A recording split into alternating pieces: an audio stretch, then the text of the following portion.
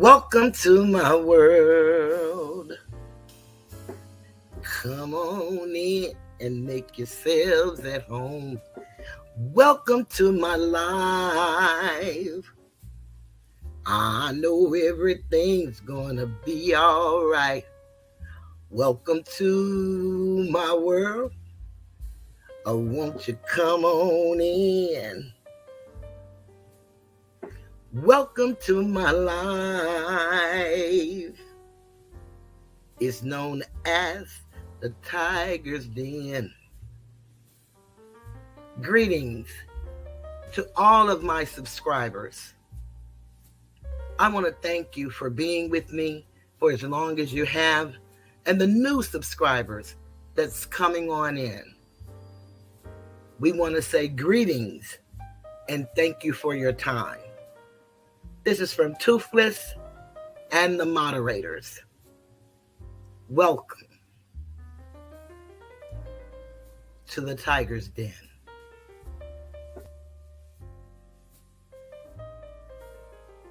Greetings and welcome to the Tiger's Den. This is the voice of Cheryl, and I am Toothless Tiger.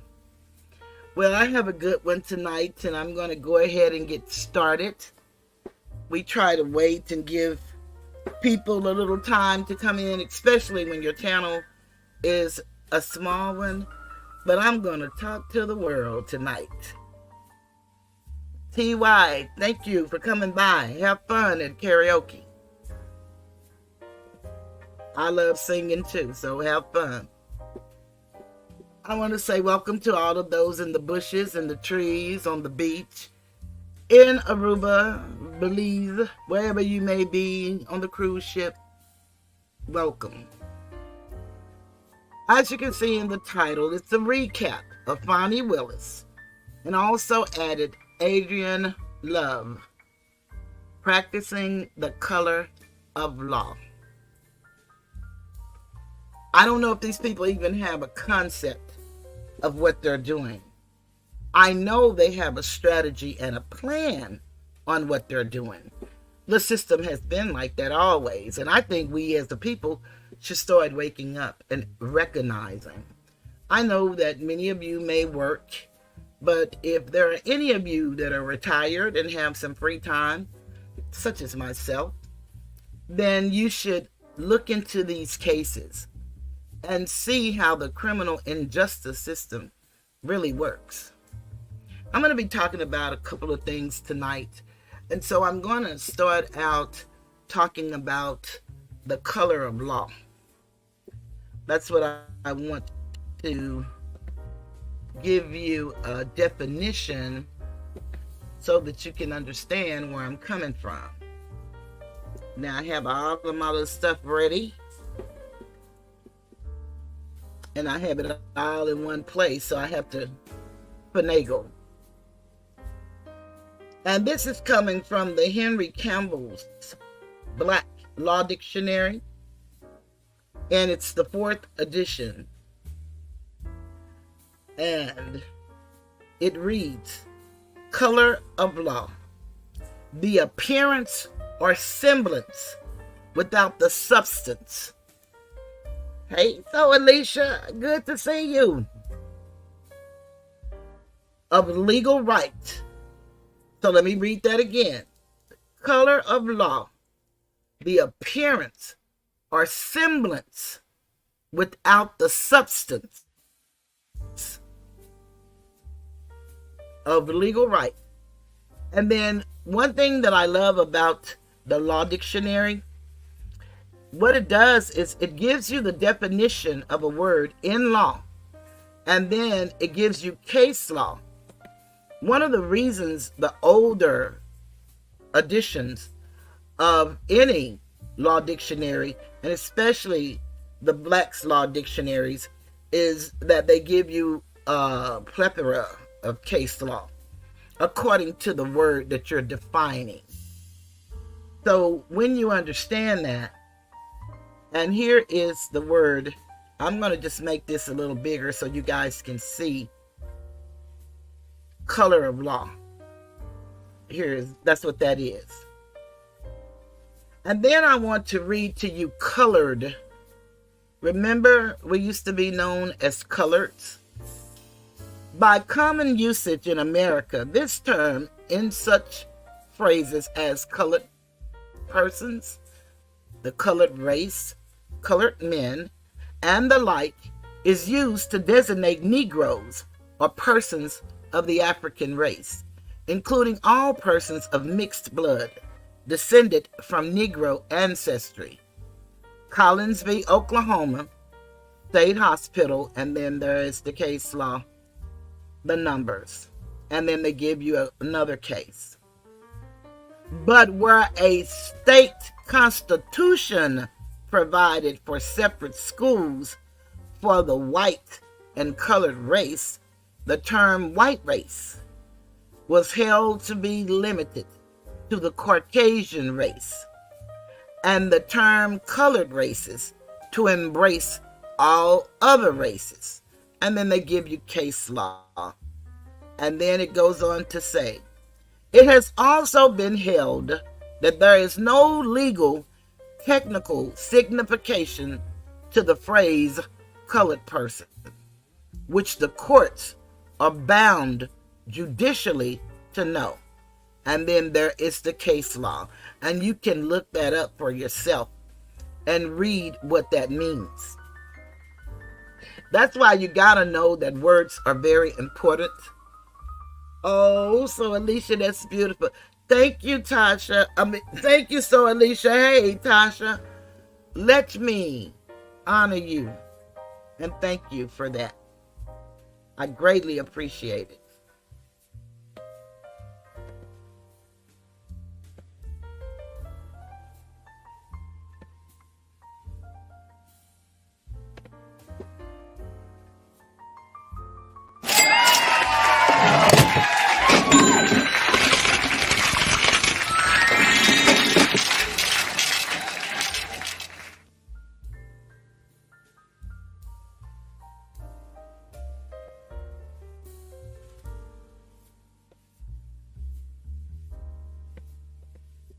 Okay.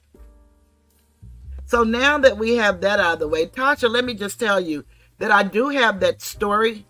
And if we'd have had a few more people in here when I started, then I would have started with that story. But I do have it. So do know that I did look it up and I have it. And we will try to get to it. But right now we're going to get into this recap. But I did get it. So thank you for suggesting it to me. Very sad story. And many of us need to know about the story. And what I'm speaking of is Tasha had given me an idea of something. Okay, good night, so Alicia. Tasha had given me an idea of a storyline, and it was a couple that lost their home to fraud. And so I will do my best to get to that story because it's something that people who have homes or who think they have homes need to know. But were we going to start after the color of law? So we see that this woman, and I'm going to say these women, because this Adriane Love, I don't know if she's trying to outshine the teacher. I don't know if Fani would be the teacher for her. I certainly know she's her boss, but she is equally as bad. I'll say that. A lot of what's happening here in Fulton County, this is my belief. You can formulate your belief based on what you see, what you hear, what you research, and how you think innately. One of the things I believe these people are doing are actually trying to vie for higher positions in the political realm. And in order to do that, then you got to be able to do certain things like make a name for yourself. And so I think that's one of the reasons why this lady, Fani, when she first went into the district attorney's office as she was under the district attorney at that time, had ambitions, and she had tenacity, temerity. She was a person who was going to get what she wanted, and she's going to find how to play the game, and she was going to play it better than none other. And so that's why I believe she's doing what she's doing. I heard someone in a video I was looking at, and they were talking about her ambitions, possibly wanting to maybe become a lobbyist and then maybe going on to Congress, and maybe that's why she was dealing with the Biden White House. I don't know. I'm not a political person. I do have views, but oftentimes if you come to realize what politics is, it's not much of what they taught us, because they didn't teach us much about politics. So a lot of things we try to apply logic and common sense and spirituality and morality to things that those words really don't apply. You got to really understand the dynamics of politics to understand how these people can do what they do and go to sleep and sleep well and feel no nothing. That really happens. Yeah, that's exactly right. Trying to climb the ladder or sleep their way up the ladder. It doesn't matter. And if you all recall the other day in the article that I read, they named off several individuals who are now in Congress and went on to be president. They started out even vice president as district attorneys. So it's something to that. And that's why I believe she started when the man came up with prosecuting the teachers. That was going to get her name out all over the world, lights, camera, action. And so she would defy everything that is right and actually prosecute teachers under a law that was developed for the mob. Unbelievable. If you look into the description, I put the Georgia RICO code in the description so you can kind of understand a little bit what RICO in the state of Georgia is all about. And that's why she went after those teachers. It wasn't because she cared about the babies. We know that from how we've heard from the whistleblower, and we know that everybody is presumed innocent until proven guilty in a court of law. But there are 12 presumptions, and one day I'll share those presumptions with you. But that's the one that we know, the most famous one is we all are presumed innocent until proven guilty in a court of law. And that's a great presumption to have. It really is. It's supposed to be the checks and balances as to how innocent people don't get railroaded and sent up the river. Unfortunately, a lot of people that are in these positions that we go to the polls and we vote for don't see it the same way as we do. So we need to start really researching, trying to find out what these people believe, look at their track record. Have they ever passed any bills? Have they ever even submitted a bill? Because they can't pass the bill individually. It has to be, the collective of whatever, the House or the Senate. But we need to know if they even have any idea on law, and if they have an idea on what we thought they were running on. Because they'll tell us one thing all through, the political season. And then when it comes time for us to go into action, their stance have changed. Even some politicians may run on one ticket, and when they get the position that the people voted them for, will change parties. And if we must look carefully, we must always remember that there is a left wing and a right wing of any bird. And what sits in the middle is the bird and the head. So it's one and the same, coming from different perspectives. That's the best way I can tell that story. Yeah, they do. And they don't care. The lower, the better. I agree with you, Alicia. I do. So, I want to talk about, just for a brief moment, remember I told y'all about plea bargains. That's what a lot of this stuff here is about. They're trying to get rid of our Sixth Amendment right.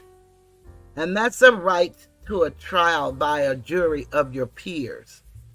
They're trying to definitely take away the civil liberties, not only of us Asiatics, because remember, they already consider us civilly dead. They call us black. And black does not tie to any nationality or no plot of land anywhere in the world. And when you know about nationality, you know that from people that you talk to. You know, people say, well, we're African American. Those are two continents. So if you speak to an African and ask them where they're from, they won't say Africa. They'll give you their nation state. So they'll say either Kenya or Ghana. Wherever they're from. They won't say Africa. So I told y'all that I've been wanting to do my plea bargain, and I am going to do it, but this ties in tonight, and so I'm going to start out with why these people are doing what they're doing to the masses. And we all make up the masses. You know, the people that they call races with the different ethnicities. We are the little people, so to speak. And we are the 90% that's being ruled by the 10%, or the 99% that's being ruled by the 1%. And they call themselves government. But the government starts with the people, and we are self-governance. And what we have to do is realize that we have the power, because the law begins and ends with us, and understand, and overstand. We really got to start doing this stuff. We got to research and learn some things. It could really help us. You would not believe how it could really help you. It makes a difference when you know what to do and how to do it, what to say and what not to say. Tasha says, so Alicia, she allowed those Democrats fill her head and they set her up for a Southern exposure. Yeah, isn't it amazing? Well, you know, I don't know, but in our community and growing up in my age bracket, you know, we always said that the only two people that were really free in this place that we call a country was the black woman, is what we use, was the terminology, and the white man. If you look up in the Henry Campbell's Black Law Dictionary, you will find that the word that is defined in the dictionary is free white people. And it is defined free white people, and to tell you all of the nationalities that makes up a free white people. And Caucasian is not one of them. Those are legal statuses. One that was established back in the 1800s. There was a time when people didn't even look at race. They really didn't. Not that they didn't see it. It wasn't the tool that they used to divide us. One of the greatest tools that they use to divide us is religious belief. And then people go off into tangents on what they believe and what they don't believe, and where you're going and where you're not going, and how you're going to be treated. That was one of the greatest tools that was used against the masses. Because the only way 1%, 10% can rule over the 90 or 99%, it has to be by divide and conquer. You see that with some of these content creators, in the sector in which I came from, how they divide all of the people that support one another. And a lot of them do it because the same reason, money. They see that their people are coming to your videos and donating to you, and they're not going to have that. So they will cause a problem, and then they will be the one, they say, that solved the problem by destroying the person that they're having the problem with. It's human behavior. It's nothing new. It's warfare. It's nothing new. But to the person who's not aware of this kind of thing, then it's devastating to become, the brunt of everybody's joke. To be, totally disrespected. And all of this is being watched all over the world. It's according to how big your platform is. That's why it's very important when you're in a chat, if you choose, but it helps the content creator when you engage in conversation, when you hit the like button, even if you share the video with a friend or share it with an enemy, whoever you choose to share it with. But those things are engagement, and that helps YouTube say, well, people are looking at her videos or his videos, and no matter if it's 4 people, there are 4 likes, and then the people are talking in the chat. That's engagement. So, of course, the bigger you are, the more you get pushed. But, they have a program now that helps people build their subscriber count and even their views on their videos, but it doesn't necessarily help the individual. You need engagement. That's what they're looking for, because they have a platform of billions of people. And so it's all kinds. And it's all kind of topics, all kind of do-it-yourselves, makeup tutorials. Those are things that are really hot.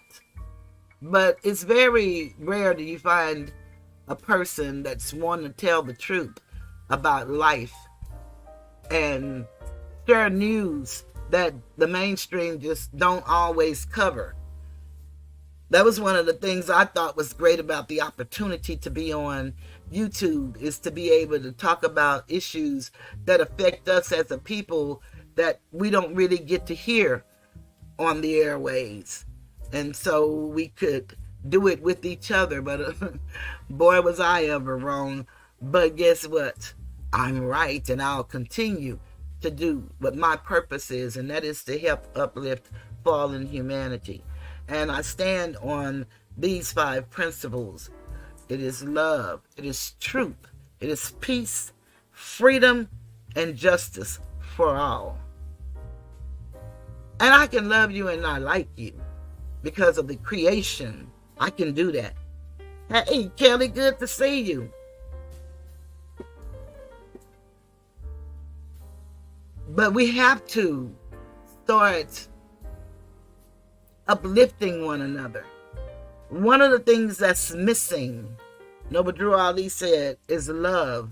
And when you read the Quran in the beginning, when you start reading the first 5 chapters, it explains love. And it explains grace and mercy, things that we don't extend to one another. We all running around here in the name of something we say, but we mistreat people. And that's really bad. And a lot of it is because of who we are, and we haven't dealt with ourselves. So there is a beginning, says, man, know thyself. You got to first heal you before you can heal someone else, or you can even assist them in their healing. And you don't have to heal you to perfection, because once your journey, your mission, your purpose has been attained, then you're going to probably cease to exist in this life. You just do the best you can, knowing that we all fall short of other people's expectations, sometimes even our own. No problem. Don't beat yourself up. It's written. There is nothing that overcomes you, and I'm paraphrasing, that is not common to man. And they're speaking to sin. I'm saying nothing. Not a thought, not a joke, not a nothing that comes to you that's not common to everybody. You would be amazed at some of the thoughts that you think are the worst thoughts or the craziest thoughts in the world. How could you even allow yourself to think that? Do you know it's somebody going through that same thing, thinking that same exact thing? And dare not tell anybody because you don't want to be shamed or guilted into feeling something that you ought not feel forever. Every emotion that we have, it's okay to express the emotion. You just don't want to move in that apartment. I'm talking about that apartment of despair, that apartment of envy, that apartment of shame, that apartment of guilt. Guilt is supposed to convict you, bring you into what's known in Christianity, repentance. What's known in the world is stop doing it and do something different.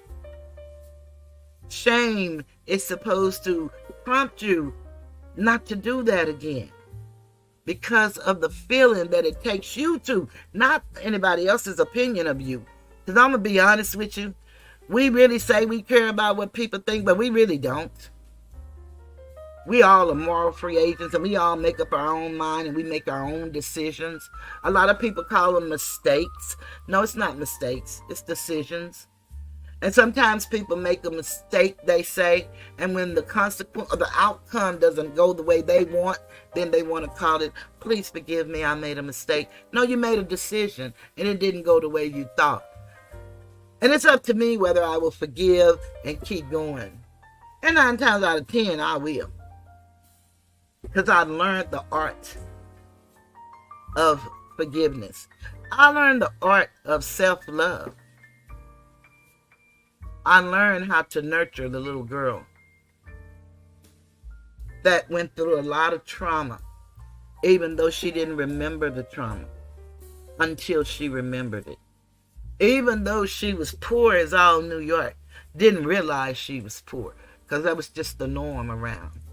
And my mom worked very hard to ensure that we had things. And I didn't compare myself to nobody because she also taught us that don't ever envy anybody for what they have because you may not be willing to pay the price that they're willing to pay. And she ain't lied yet because I'm not willing to pay the price. I'm not for something. To whom much is given, much is required. And you should be a good steward over whatever you're given. But we all fall short of other people's expectations, sometimes even our own. And so when people do things that bother us or that we know, intentional or unintentional, hurt us, we do have to go to the place of grace and mercy. And then we still have to hold them accountable for their actions.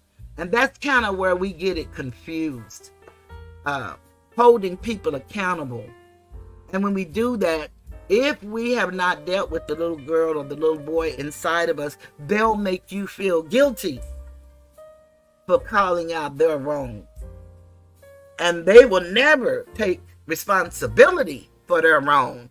It's going to all go back to you. And you can't allow that to happen. And the best way that you can control that is to know who you are and to love you. Whoever you are. My favorite line is, to thine own self be true. And if you're true to yourself, I promise you, you'll be true to everybody else. Having said all of that, let's get to where I am in the plea bargain. Because that's where a lot of this is coming from. When I looked at those school teachers and I went back and looked at that judge when he gave them their sentence, what that man said to them, well, I gave y'all a chance to do what y'all need to do, but you didn't do it. So you want to come in here and you think you're going to go to trial and this is what you get. So you get what you get. And he gave people 20 years. because they didn't plead guilty, talking about they erased the answer on a piece of paper. Boy, that's sad. But that happened. Hey, M. Jones. So let me just tell y'all, I'm just going to read the foreword to the plea bargain booklet. And it's like 84 pages. But I'm just going to read the foreword because I need y'all to understand why this Fani woman and this Adriane woman and probably district attorneys throughout the United States that are like these people, why they're doing what they're doing. They're trying to take away our civil liberties, our rights under the Constitution for the United States. And we also have state constitutions, but you just heard what blacks said about when it comes to the state's constitution and the school system. They separated us. They put one group of people as the white people, and everybody else are considered of African descent. If you heard it, and if you didn't, go back and listen, and then go look it up.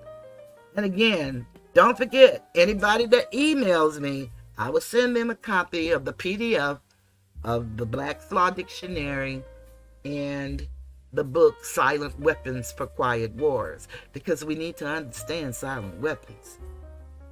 They're being put on us every day, and we don't even recognize it, because we don't know that people are energy vampires, and they sap your energy.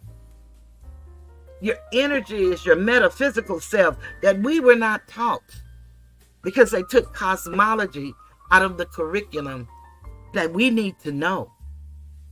You know how you just feel something in your knower, you just know it, and you just feel it. And some people, when you come into their presence, they bring you up. And then some people, you go into their presence and they bring you all the way down. That's that metaphysical part of you.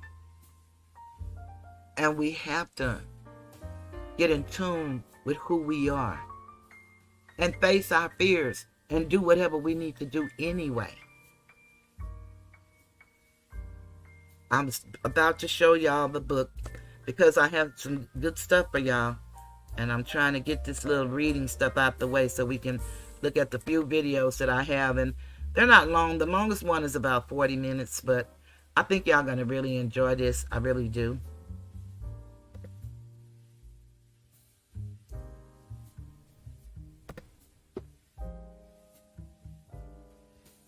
One day I'm going to learn how to make my screen big and I can be on the thing and everything. But with these glasses and my eyes, my sister had bought me a pair that was perfect. And somehow I was wiping it and one of the lenses fell out. And I have another pair, but they kind of sometimes blurry. So that's why I don't want to read on camera.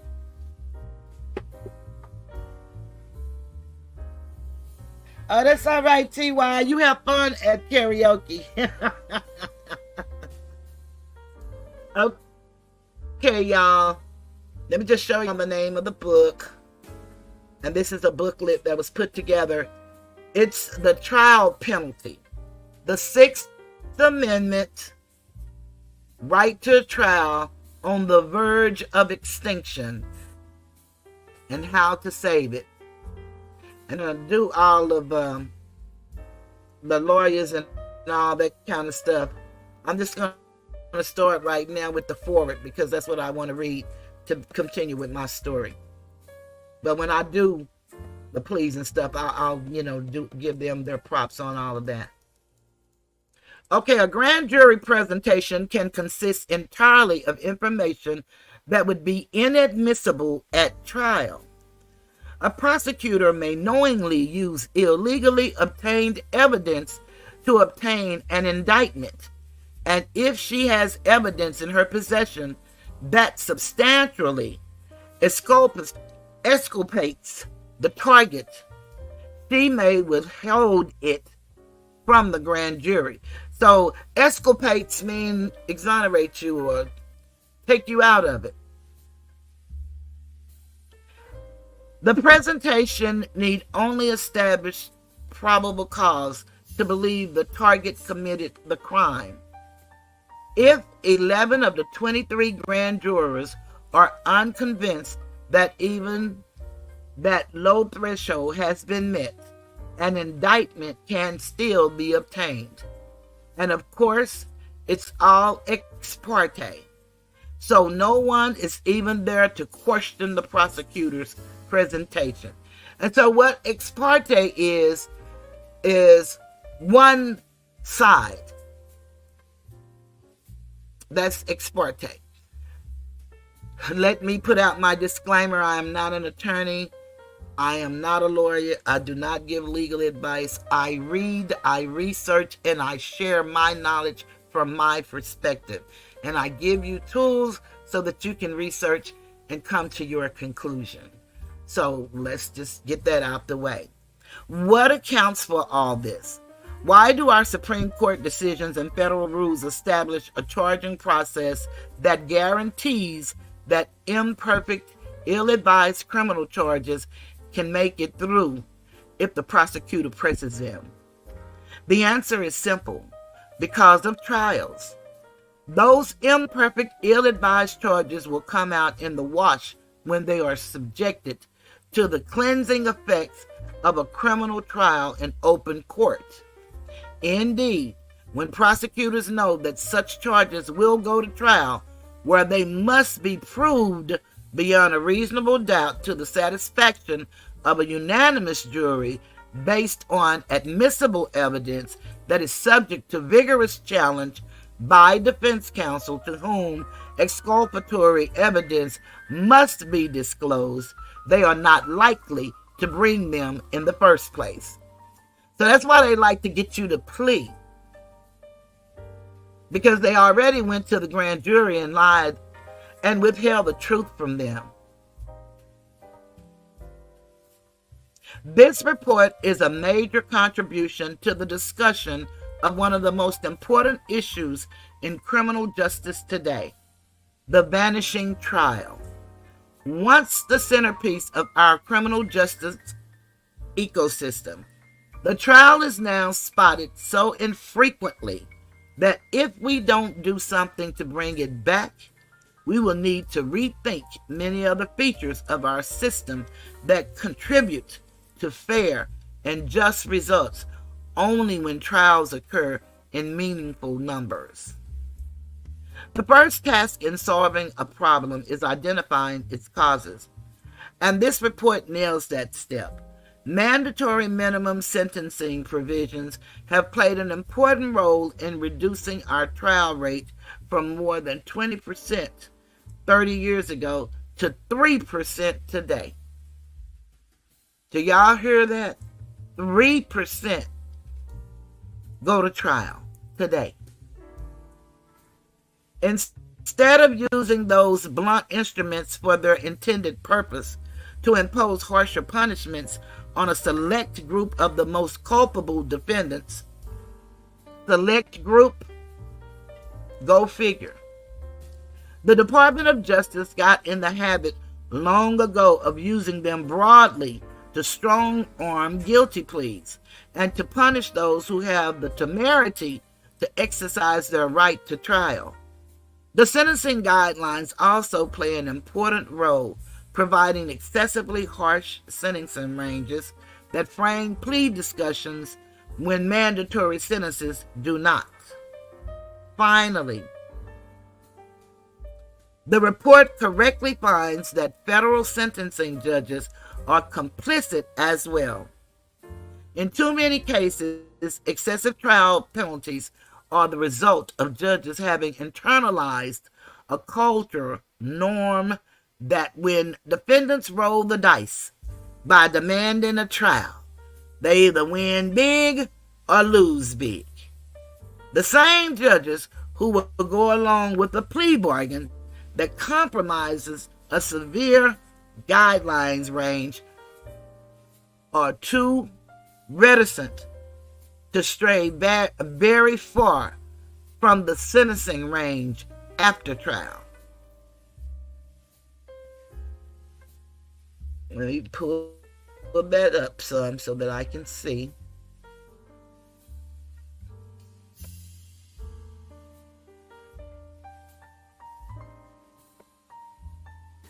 Okay.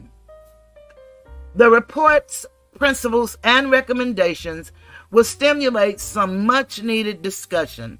Today's excessive trial penalties, it concludes, undermine the integrity of our criminal justice system.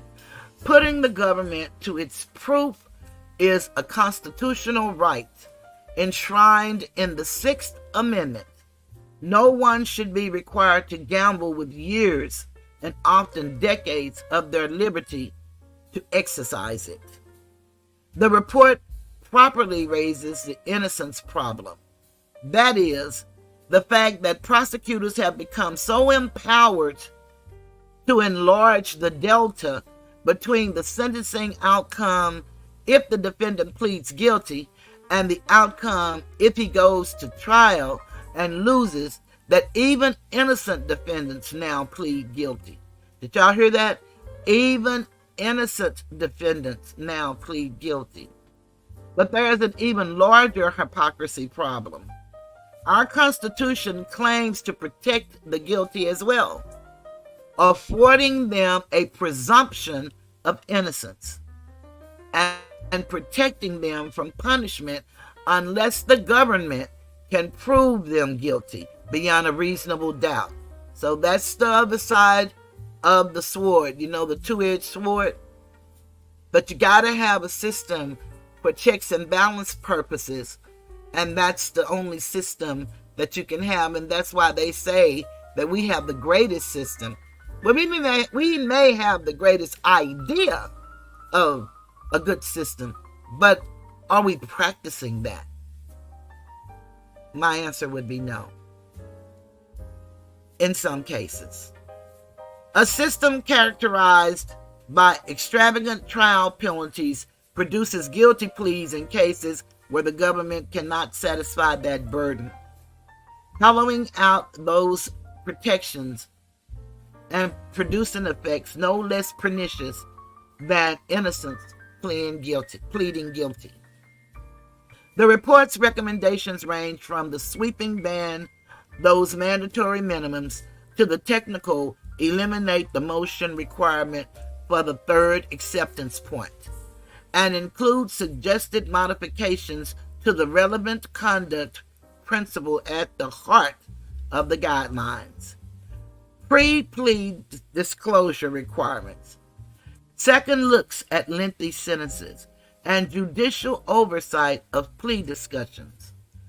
A particularly attractive recommendation would require judges sentencing a defendant who went to trial to pay greater attention to the sentences imposed on co-defendants who pled guilty. Few things place today's excessive trial penalties in sharper relief. There is no such thing as a perfect criminal justice system, but a healthy one is constantly introspective, never complacent, always searching for injustices within and determined to address them. The sentencing reform movement a generation ago disempowered judges and empowered prosecutors. Federal prosecutors have used that power to make the trial penalty too severe, and the dramatic diminution in the federal trial rate is the result. Our system is too opaque and too severe, and everyone in it, judges, prosecutors, and defense attorneys, is losing the edge that trials once gave them. Most important of all, a system without a critical mass of trials cannot deliver on our constitutional promises. Here's hoping that this report will help us correct this problem before it is too late. Now, some people may want to say, why does she always talk about criminals and trials and law? Because law is what rules us. I know that we've been told, I've read that very same book, I know that we've been told that Jesus came to fulfill the law, and perhaps he did. But in this life, you are held by the law. The law of what? The law of man. And we don't know law because we were not taught jurisprudence. But the law of the land is the common law. And that is, if I don't harm you and you don't harm me, no harm has been done. Greetings, Angela Jordan. So once you realize that, that's the law. But now we have statutes, we have codes, we have articles, we have acts, we have regulations, we have policies. All of these things come from actually the Christian black codes.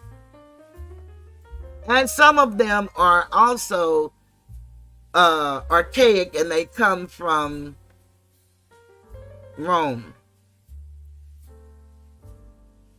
This is due to my understanding and my research.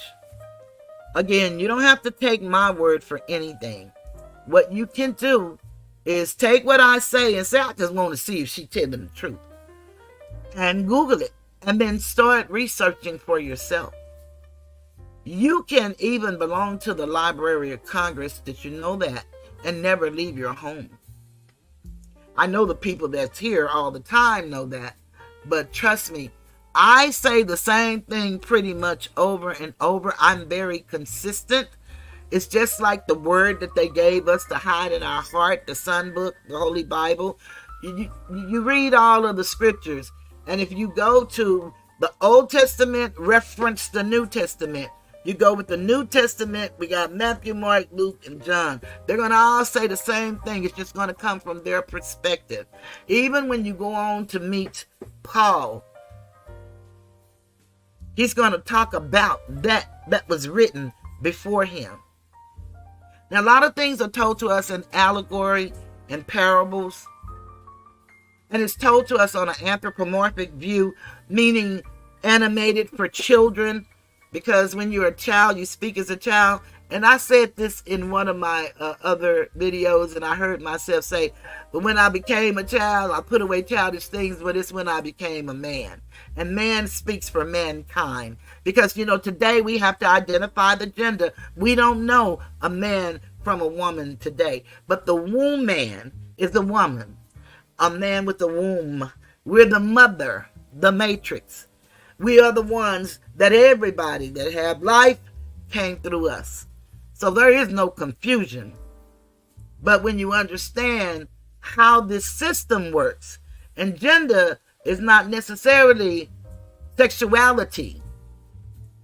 And when we understand the masculine and the feminine, that comes from the Hermetic principles that I have videos about. When you understand the all,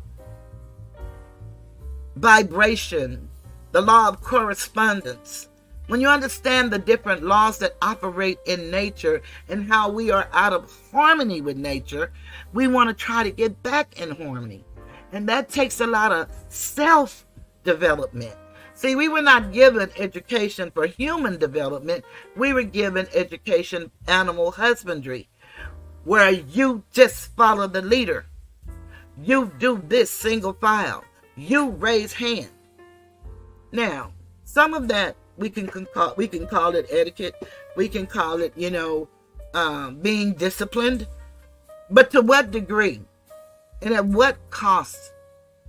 Our children are being unalived every day, but that doesn't seem to be a big problem until it happens to other children that don't look like our children. Then we may hear the stories in the news. They've been fighting, they say, a war on drugs for I don't know how long.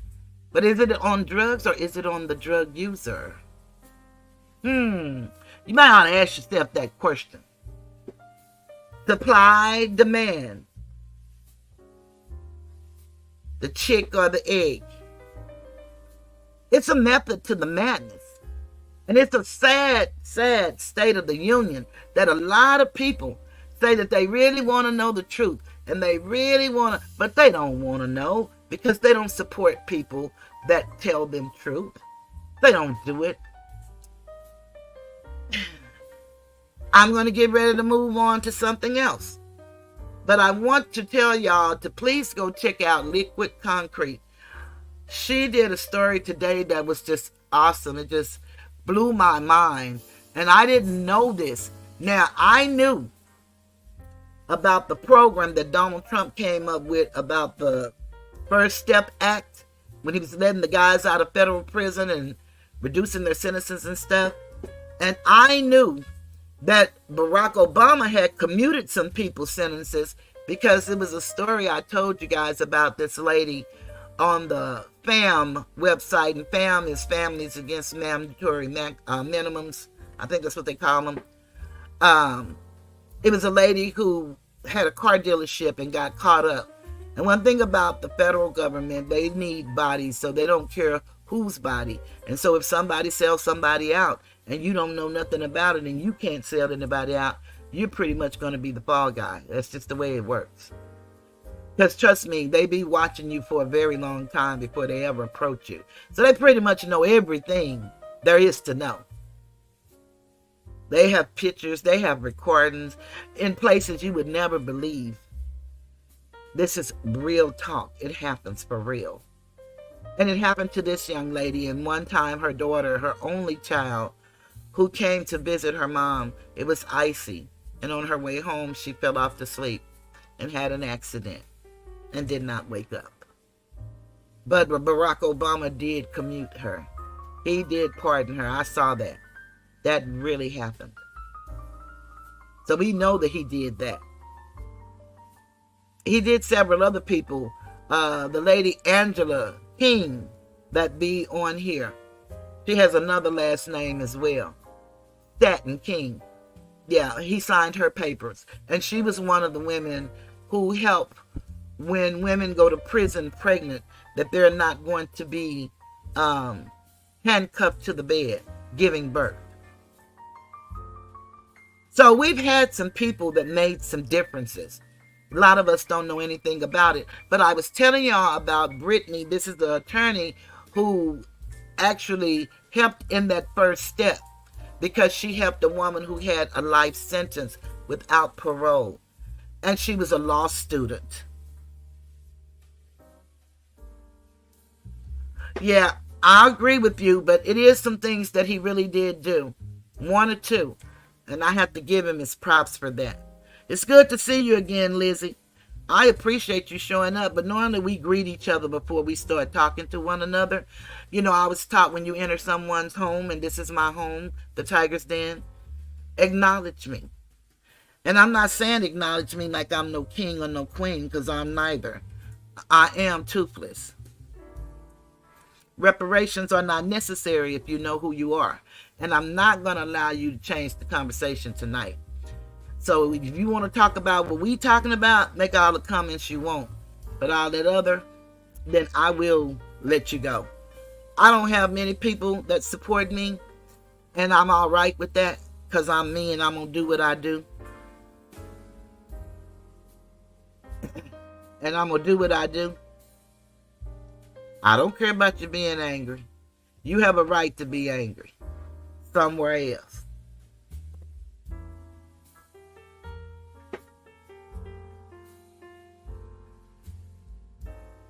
We will not be deterred tonight.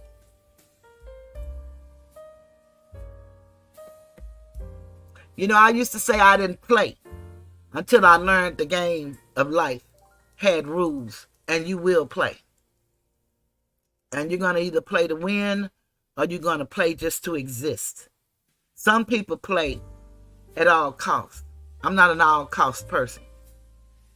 I do this because I love doing this. I don't tolerate disrespect from nobody, and I don't care how sweet your voice sounds and how you don't use cuss words. Disrespect is disrespect to me. And I have one or two new people come in and tell me who I am. No, I tell you who I am, and I am who I say I am, and I change is not. Now I try to be better and do different. But there are some established things about me Ain't gonna never change. And one thing I learned in doing all of my work, I love me some me. And I love you too if you allow me. And if you don't, I know. See, I'm not a painter or a drawer, but the greatest art I ever learned in my life, and I'm good at this art here, and that's the art of letting go. I come on here because I love what I do. And I love the fact that some of you all love what I do. And you show up every Wednesday and Sunday. You hit the like. You talk in the chat. You donate when you can. And that's good enough for me. I would love to see a few more people in a super chat every 30 minutes. That don't happen for me always. And I'm real good. The disrespect I don't tolerate. From nobody. So, let's go on and talk about Tasha. I'm going to take this moment before I do the Fani and talk about the story you have, because I have it right here. Tasha gave me an idea to talk about this story. And I didn't know the story, so I looked it up. And it's an elderly man was put in jail because he didn't want to leave his home that he thought was his home because he owned the home. Well, let's hear his story and see if that remains true. This can happen to any of us, y'all. We really have to start being more cognizant of what's happening around us and stop being so removed, not realizing that this too could be me. It may not be me right now today, but it could be me this evening, or it could be me tomorrow. And we need each other more than we need to be against each other, because we're more powerful together. We really are. We've got to go back into self-discovery and put to sleep. I call it silencing the lambs. Silence the lambs in your life. That's that little hurting girl or that little hurting boy. Because you may not have been molested like me. Maybe that wasn't your problem. But it was something that happened in your life that caused you to have issues in your adult life. And you may mask very well. You may dress well, drive the finest of cars, have the best job, work the most hours. Oh, buy your children the best gifts. You may do all of that. But you're hurting inside and you know it. You may not tell nobody else. But it would benefit you. If you can't tell it to nobody else, get you a pen and paper and tell it to yourself. Tell it. And once you do that, you decide if you want to keep this as a measuring rod or do you want to destroy it and let it go. It is your choice.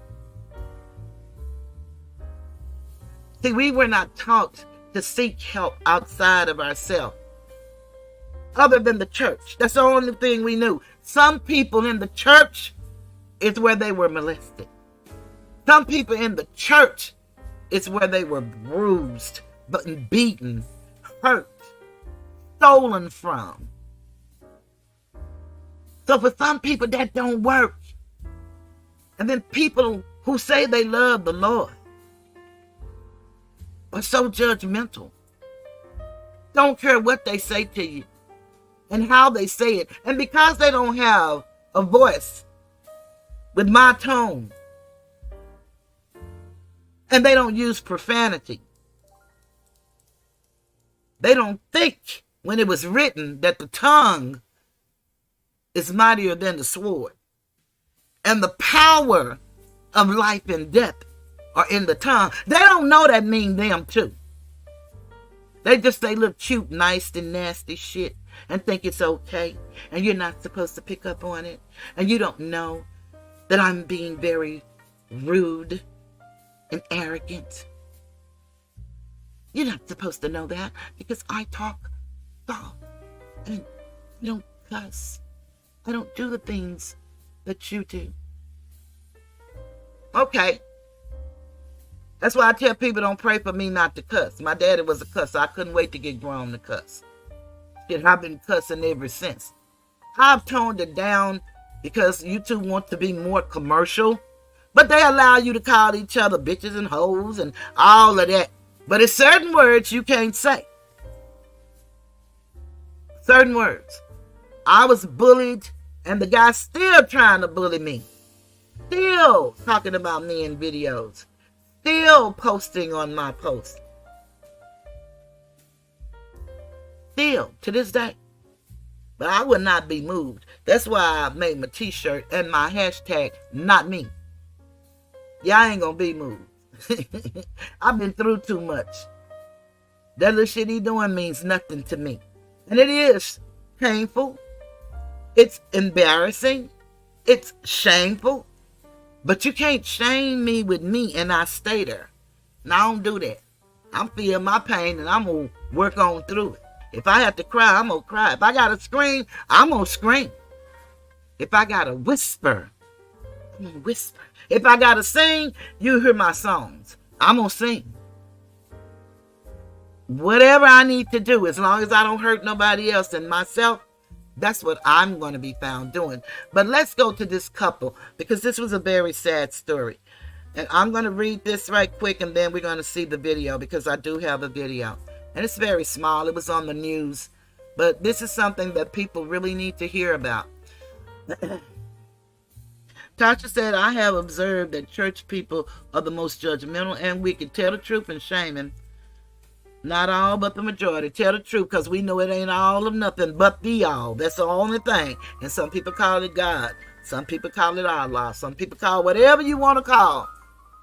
That's your choice. Today, I'm not so steeped in dogma that I can't allow people to be whoever they want to be. Whatever they want to be and whoever and whatever they want to worship. I can't stop that. Not my place. My place is to love and to uplift and to give hope to the hopeless and be a voice for the voiceless. Friend to the friendless. So that's why I'm friends with myself. I don't have no problems in life. Not many. I'm broke as hell. I always have been. Probably always will be. But I know I got millions because I won 13 million from a bully. And I'm going through the process, so I'm really well. I seen a post that person made talking about who will die first, me or this friend of mine's mother. You know, he thinks of the most vilest and the dirtiest and the most ruthless stuff that a human being can say. And I think it's because he hated himself so much. Because he too realized what has happened to him. And I think he too was molested. That's why he made fun of mine and laughed and talked about it. And then he have a set group of people that are so crazy. They sit there and applaud him and just give cash app after cash app after super chat. All while he's talking about you. And it's not until he talk about them. And he did turn on the ones that helped him talk about me. He turned on them. And he went very low. But all of us kept moving. All of us, well, not all of us, but most of us forgave each other. And we support one another. And we keep it moving. But this man is a detriment to society. But he's still allowed to do what he does. And it is well. Because I believe in the law of reciprocity. And you will reap what you sow. And I don't have to see it. I just know it's going to happen.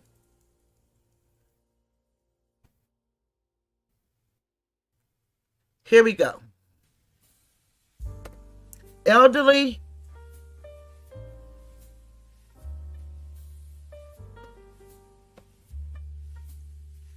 Georgia man refuses to leave home of 20 years after new ownership was claimed with fake paperwork.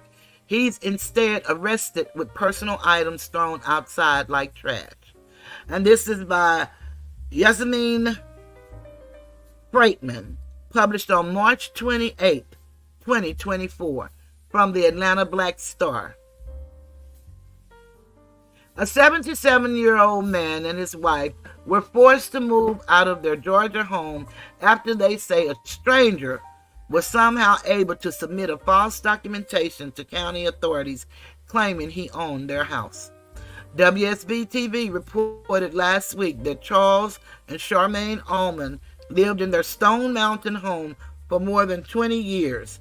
They started receiving strange letters stating they took out a second mortgage, which they said they never did. "We don't have no more mortgage," Charmaine Allman said. Oh, I gotta be over here to bring it up. I'm sorry. The station reports that Charmaine Allman says an unknown man came by stating he purchased their home from a foreclosure. She claims that man filled out fraudulent documents that he submitted online to DeKalb County. Everything came to a head last week when the county marshal's office notified the couple they had to vacate the property because they no longer owned it. "They made us feel like we were squatters," Allman said. "Just tossed my stuff out like it was trash." Allman said authorities arrested her husband because he refused to leave his home. Jail records obtained by the New York Post show Charles Allman was arrested for criminal trespass. He has since been released. "I don't know how this is possible," Allman said. "How does this happen, period? It is very upsetting to see my husband in handcuffs at 77 years old and placed in the car because he didn't want to leave his home. He has nowhere to go. No family." Housing advocates told WSB-TV that this type of theft is easy to commit because courts don't require people to show identification when modifying paperwork. "It's too easy to forge a deed and record it," real estate attorney Richard Alembic told the outlet. "It's a big problem nowadays because of the fact that e-filing, the e-recording of deeds, is so easy. It's very easy to record forged deeds."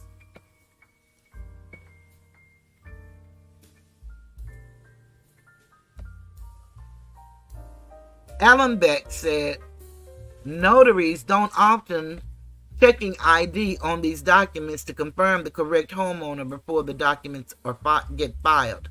These kind of cases, as well as cases involving squatters, are becoming all too common in the United States.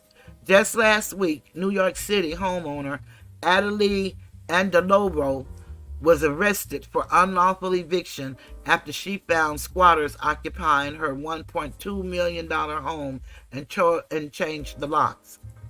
City code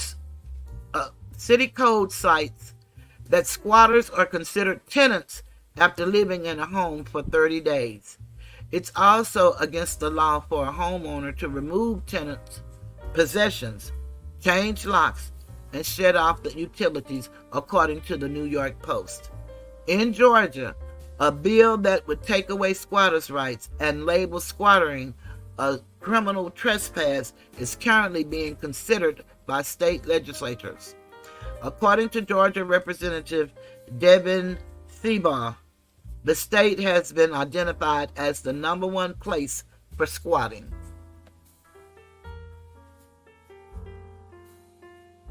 And that's the story in writing. And now I'm going to see if I can go over here.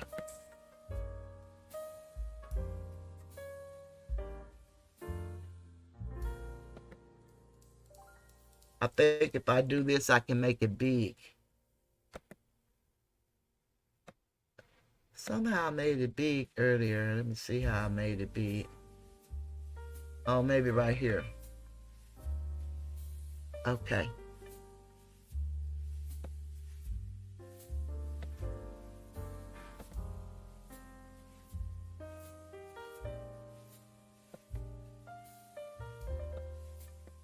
Hold on a minute, y'all can't hear it. So let me just stop sharing and just go back to the way I know. Hold on 1 minute.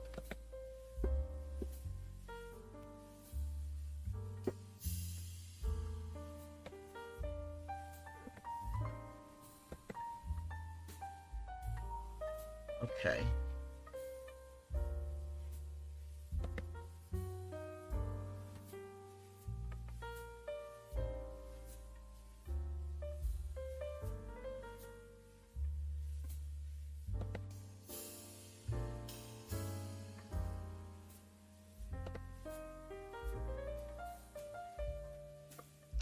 Oh, I done hit so many buttons over here. Okay, y'all, hold on. Here we go. I don't know what's happening there. Why did that turn to... Okay. Okay, hold on.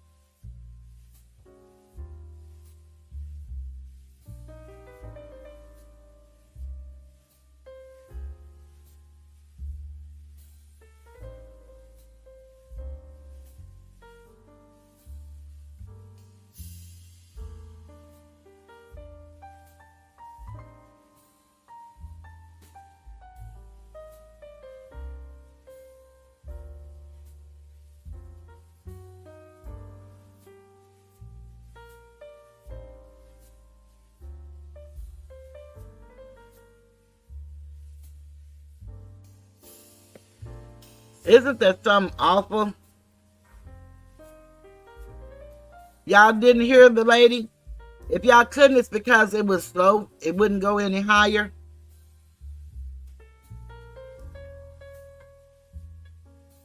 I don't know why y'all was just hearing the background music.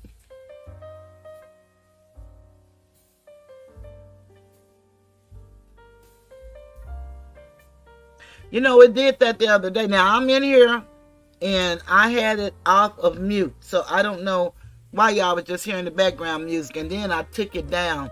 So let me try to find it again.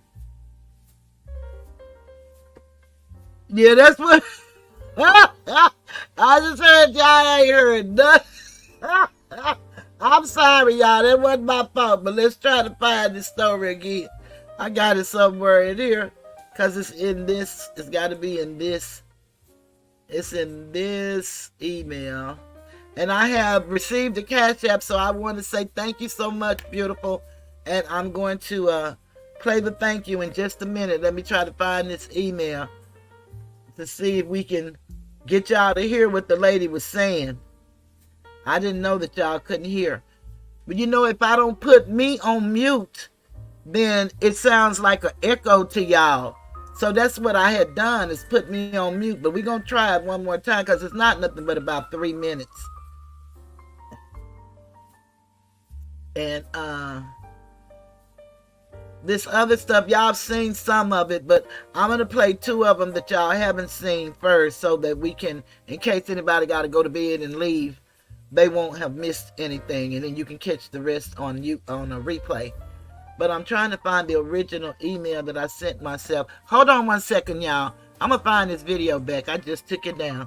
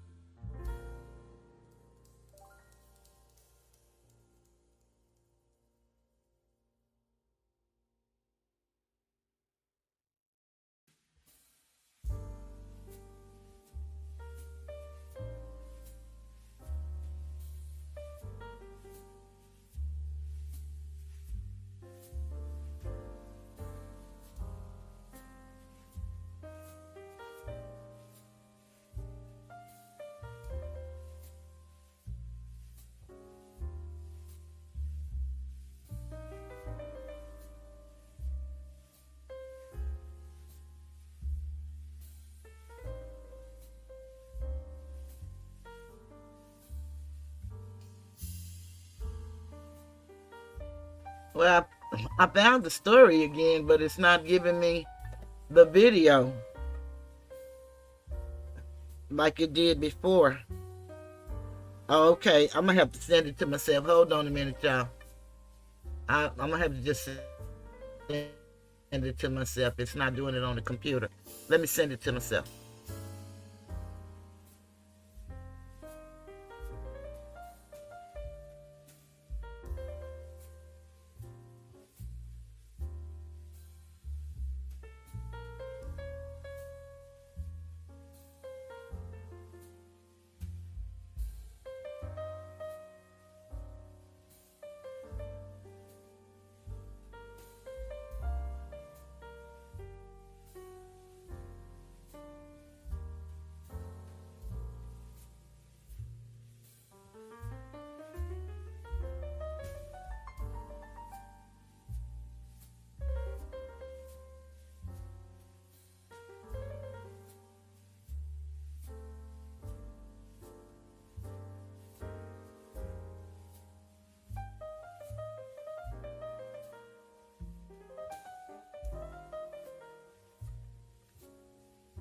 Okay, let me see how we can try to do this. Y'all let me know if y'all can hear it.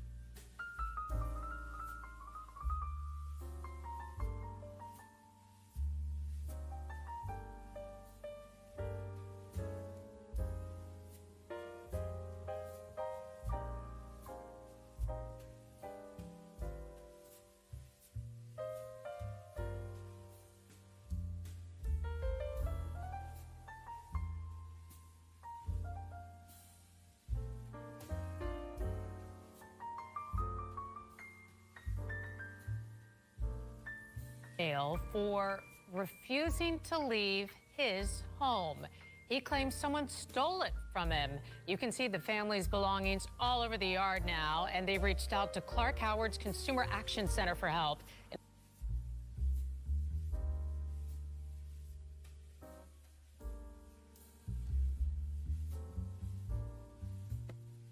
Did y'all hear it?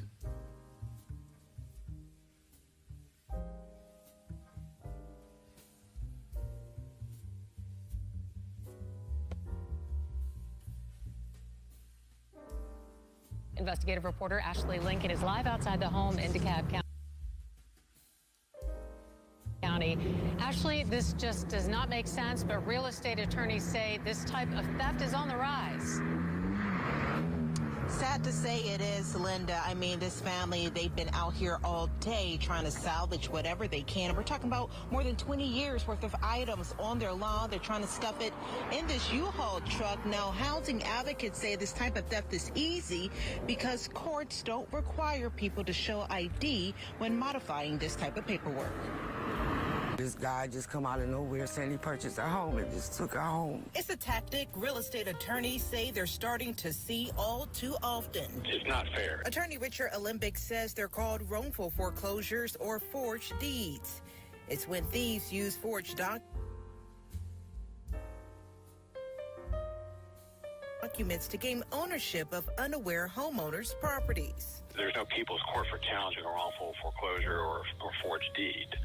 So that's the fundamental problem. I just can't believe that this is happening. Shameen Allman says she and her 77-year-old husband were forced out of their Stone Mountain home of more than 20 years. I don't know how to feel right now.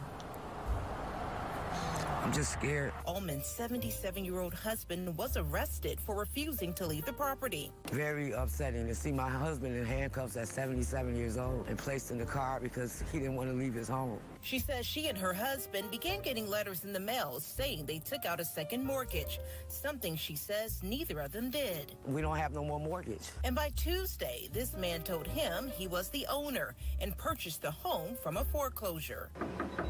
Hey, it's Ashley with Channel 2 News. The current owner ran inside after spotting our camera and wouldn't answer any of my questions. He eventually did come out. Can you answer our questions? No questions. You get out. Do you own the property? Get out. How did you acquire this property? Olympic says it's not uncommon for judges to rule against homeowners even after proving a wrongful foreclosure. It's a big problem nowadays.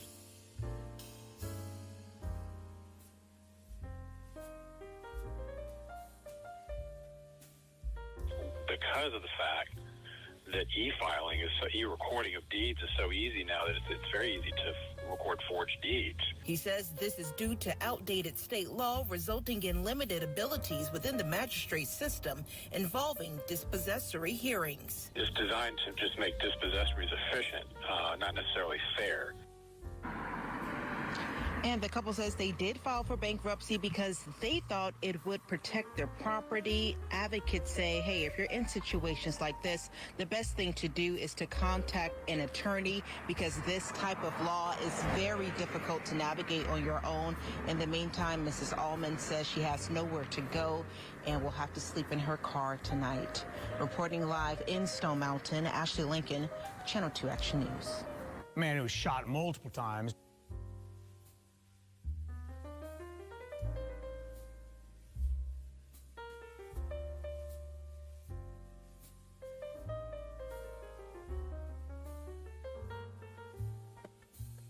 Okay, so y'all heard it.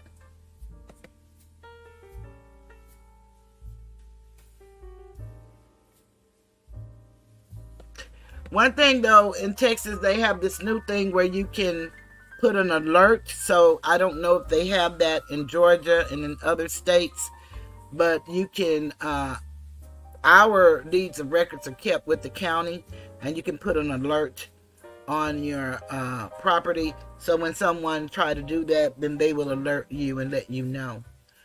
So I really hope that they can get some help with that, because can you imagine being 77 and put out of your home that you paid for? It's unbelievable. It really is. It's so heartbreaking.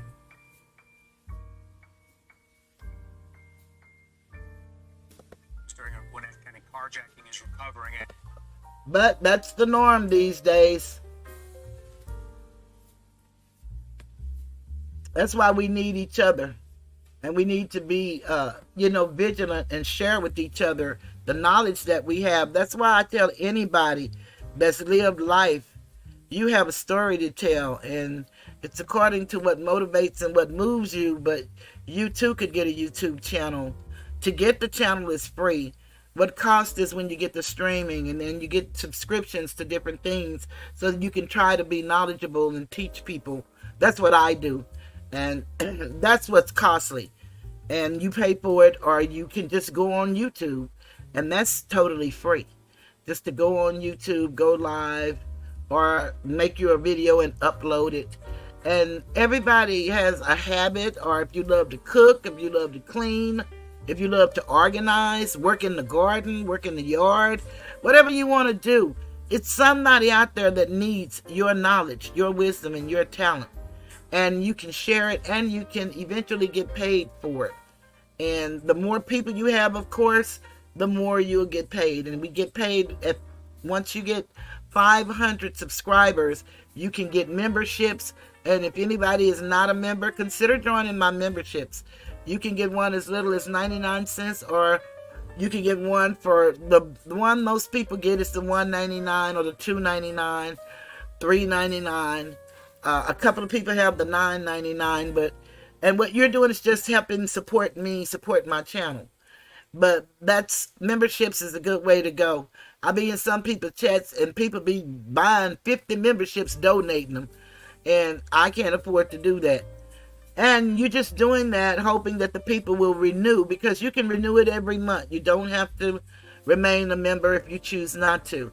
And I need to thank the individual that sent me a Cash App, because that's very important to me. And I thank you very much.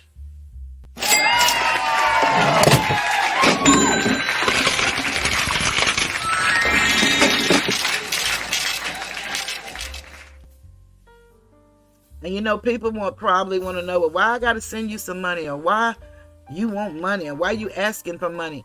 This is really a part-time job, and it's really work, but it's work that I love doing, so I don't mind doing it whether I get paid or not.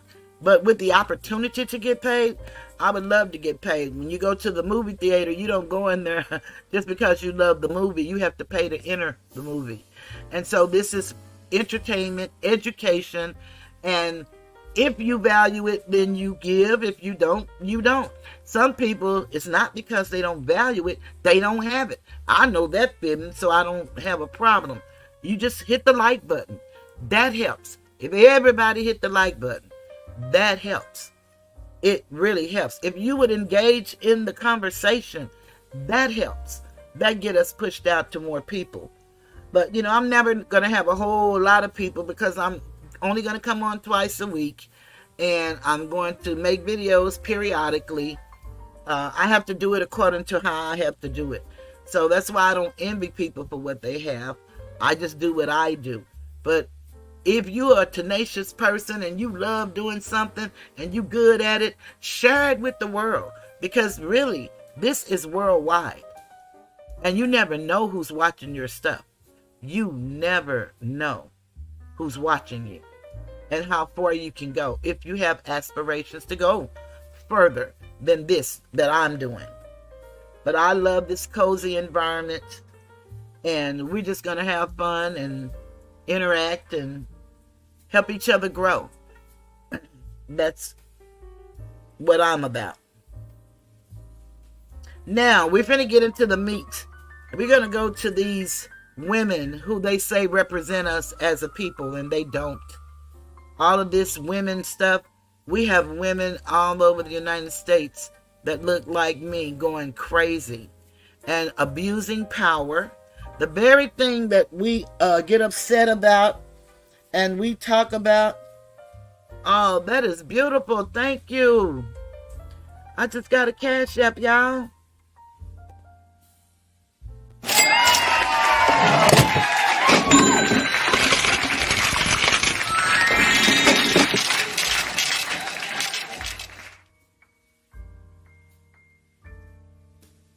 And these women don't represent us.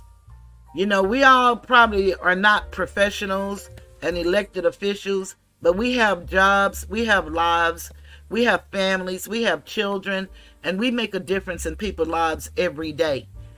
And it may not be big to the world, but it's big to the people who world you affect. And sometimes those people don't love us back. They won't even give you a thank you or acknowledge that you did something for them. You have to suck that up and feel what you feel and keep on going. Because you didn't do it for the acknowledgement. But you sure feel good when people do appreciate whatever sacrifice. Because if you do something for somebody else, you give to me, that's a sacrifice for you. I don't care how much money you have. You had it allocated for something else.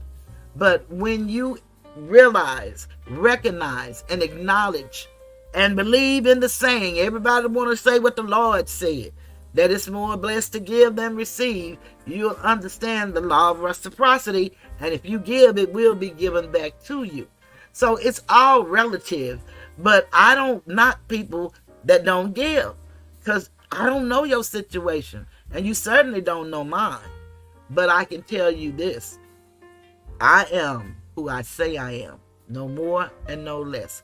I would do this if I never got a dime. I would do this if it was just me coming on here live.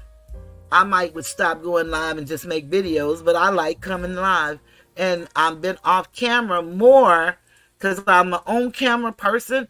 I've been off camera more when I do the videos and the reading because of my eyes, and I don't sometimes see the words too good, and so I don't want to be looking crazy, look like I'm dancing, bobbing my head and weaving, trying to see a word on the paper to get it right. And I quit smoking because I smoke Cool Filter Kings. I don't smoke anything else, but I quit smoking on camera. And that was a decision, a conscious decision that I made. But I like to smoke, and most of the time I'm burning cigarettes more than smoking them. But be that as it may, let's go with, it's a Congresswoman, Representative Hagman, and let's hear what she had to say.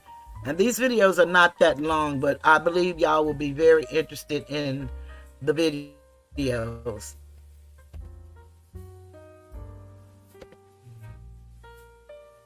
She's also a beautiful lady, too.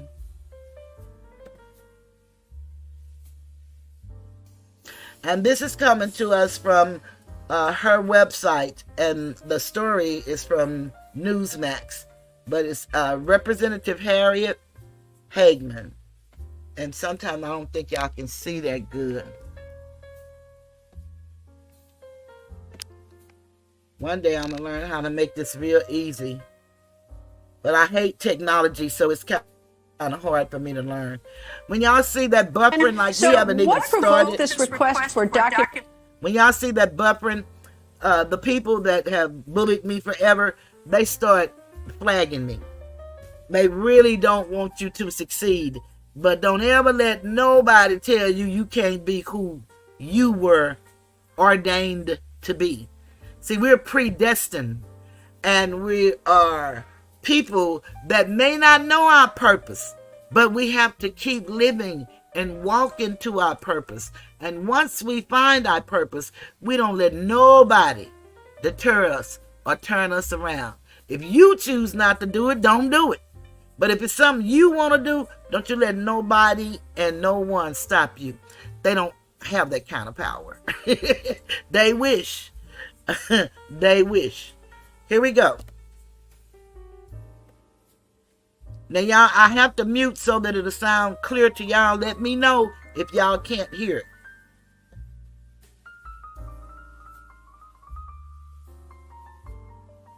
To begin with, what made you think that her office was using federal funds inappropriately? Because we have evidence that she has been receiving federal funds. And obviously, we have oversight as to how they're being spent, being the Judiciary Committee and Congress. And so it is our right to determine whether she is spending those funds appropriately. We have the same issue with Bragg in New York.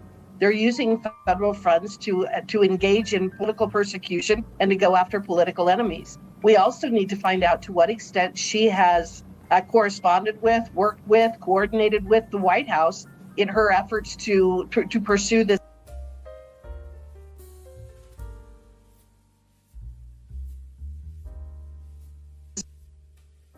This litigation against Donald Trump and other citizens. Wait, when you send money to a DA's office and it gets sent around the country from the Department of Justice, and I understand the oversight, is it just, here's $12 million or here's $12 million, spend it on fixing the jails, adding more assistant DAs? I mean, are you specifics? I mean, or do you just sort of send a check?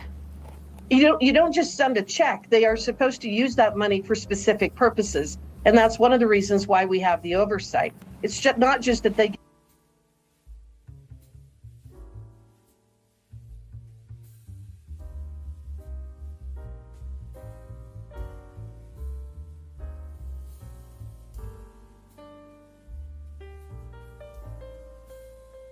get a blank check to do whatever they want to do. And again, when we're talking about political persecution, which I think it's very obvious in light of what has happened over the last couple of weeks and the mini trial that we watched play out in the court down there, addressing her relationship, her inappropriate relationship with one of her underlings, and whether that colored this litigation and her effort to prosecute Donald Trump. So again, I think that we have every right to determine whether our money is being used inappropriately and whether she is the conduit by which the White House is attempting to hamstring President Biden's primary political opponent. Are there some specific documents you've requested that she has not provided to date? I know that she says it's sort of a rolling process, and I don't know if she's dragging her feet or not, but nonetheless, are there some specific documents that you want that you think that she's sitting on deliberately? Well, some of the documents that I would like to see relate to the relationship and the coordination and the interaction with the White House. When her former paramour was billing the county, he has line items in there for meeting with the White House in Washington, D.C. for 8 hours at a time. I think it would be entirely appropriate for us to have some understanding of what took place during those meetings. And again, we need to get back to the fact or to the question of whether Joe Biden and the White House are coordinating in these efforts to prosecute Donald Trump.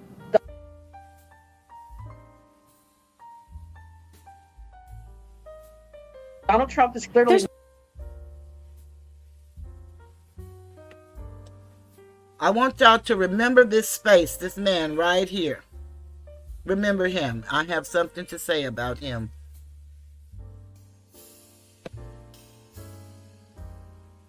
Not only the front runner, he is the candidate for the Republican Party. He is beating Joe Biden in all of the polls. There's one particular entry that I have a high interest in, and I can't figure this one out. I know about the meetings at the White House, and I got that you have the interest in, but there's one entry in his invoices where he said he met, I think, with White House counsel in Athens, Georgia. And for the life of me, I can't figure out. I mean, I get, going to the White House and maybe there's some negotiation about documents or whatever, and I await the answer to that. But why do you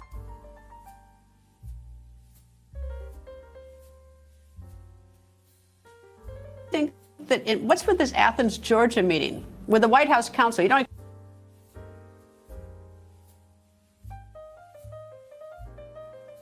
expect that one. So I think that that's also very significant. We need to find out that. But we also have learned that there is an assistant district attorney in her office who is being paid $40-some thousand, $50-some thousand a year, yet has a side business that is, he is a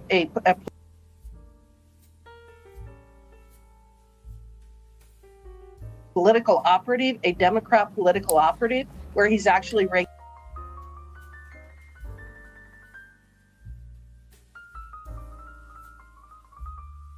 in hundreds of thousands of dollars, if not more, in furthering the Democrat agenda.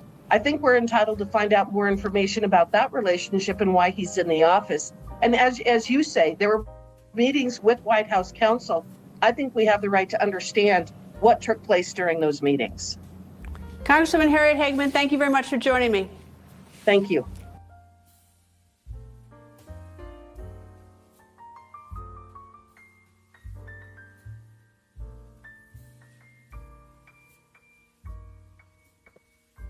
I humbly apologize for the buffering, but I can't do anything about it. Those people have a team of people that flag people that they don't like. And for a while they had left me alone, but recently they've included me back in videos and started back talking about me. And so they're flagging my page. And they flag you for the most stupidest reasons, have nothing to do with what you're doing. And YouTube will, look at it and make sure that everything is above board. But they can't stop these people from doing what they're doing, and neither can I. And so I appreciate y'all staying with me, even though the video is going in and out. That's the only way that it's going to go. And so we're going to keep on moving, though. They're not going to stop us. Now, this is something, y'all, that was discovered today. And you're right, Tasha, about Letitia James. And see, this is the thing. The thing that they're doing to Donald Trump makes people see things differently. And so maybe this all need to happen for people to start seeing, if these people can attack this man all over and do this under the guise of trying to steal an election, then they can do it to anybody and any one of us, any of our loved ones or our children. So we have to be really, really mindful. And we don't have to like the person. Look at the process, because that's what's being attacked. And that's why I read about the plea bargain. You're going to see, like in the Young Thug case, they want all those people to just plea and accept prison time, just like the man did with the school teachers. He told them because they were hard-headed and chose to do this, you get what you get. No, you have a right to a trial by a jury. You can go with the bench, which is the judge if you choose, but it is always best to go, if you're going to go, is with a jury, because you have 12 people if it's a criminal charge, and they have to make a unanimous decision. Everybody have to agree. And rarely do we agree on anything. A lot of the times when they do agree, it's because they've been actually bullied into agreeing. Because sometimes, they'll tell them that we can't come up with a decision. And some judges, I'm not going to take no hung jury. I want a decision and I want it by 4 o'clock. Well, people been away from their loved ones and they've been away from their jobs. Some of them don't get reimbursed and don't get paid. So they just, for the sake of going home and making it over with, they just succumb to the pressure. But if you stand for something, you got to stand on it. Now, I do understand this, and so I'm not telling nobody what to do, because Peter said he would never deny Christ. But Christ told him that he would 3 times before the cock crows. And he did that. So that happens. We're human. You got to make the best decision for you. But when you're sitting in that jury seat, and a lot of us try to get out of jury duty, and that's another problem we have. Yet we complain about our loved ones going to prison, but we don't want to sit in the jury pool to be a jury of their peers, to hear the evidence and make a decision based on evidence and not what happened to us when we was 2, or what happened to our neighbor or our friend's son. You can't do any of that. We are adults and they treat us like children. That's why they call us minorities. Minority, I'm going to look on that list. I believe I have that word on that list. But for right now, we're going to look at what happened today. And I need y'all to listen to this real good. And I'm sharing Melanie King video. She's very good. Everybody that I'm sharing their video today, I put them on my community wall. And you guys can go and subscribe to them if you choose. As I was telling y'all about Liquid and the book that she told me about, well, it was an attorney. Her name is Brittany, and she's from the DFW area. I didn't even know that because I haven't watched TV in 3 years. And I had no clue that she was the one who started the wheel that got the First Step Act that Donald Trump signed into law going. And she brought home 2 lifers. And she was first a law student when she started. So you can make a difference. Doesn't matter who you are and where you are in life. And you can affect the world, or you can affect the world of the people that are around you. And you do that already, I'm sure. So it's up to you what you want to do. I call it the you factor. Nothing can be done in your life without you participating. So let's hear this, y'all, because this is really, everybody say that these people are just lying and all the people talking about Donald Trump and blah, blah, blah. But I want y'all to hear what happened in Georgia. They didn't even certify the votes. And if anybody vote in any city or any state, any parish, any town, you know that they have all kind of rules now to try to keep us from voting. But the votes must be certified. They must know the signatures belong to the people. But I want y'all to hear this meeting. And he testified before Congress. And Brittany's name is Brittany Barnett. Brittany Barnett. And I have it on my community wall. She is an Asiatic sister.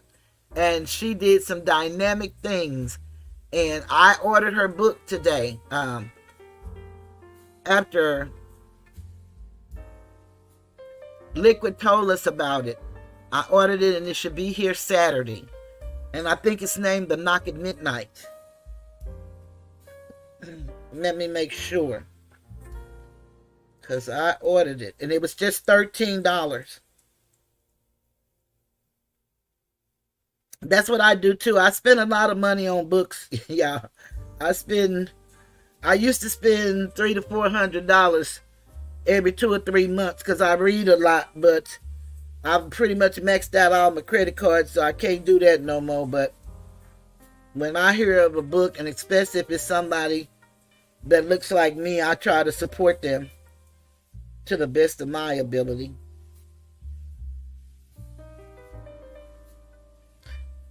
Well, you know, it used to tell you your orders right on the top. And I don't see my orders showing up. Let me see if I can see it in here.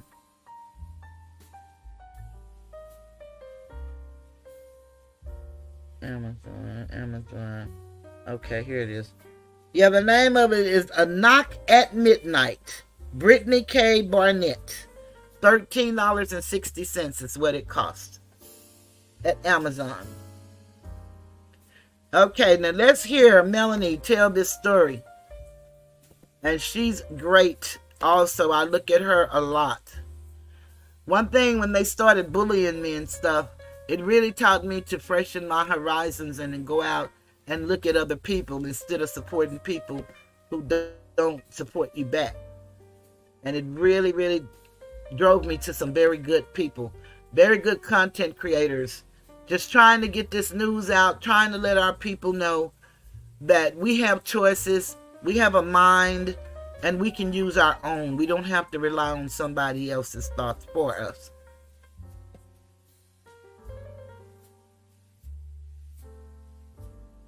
We had more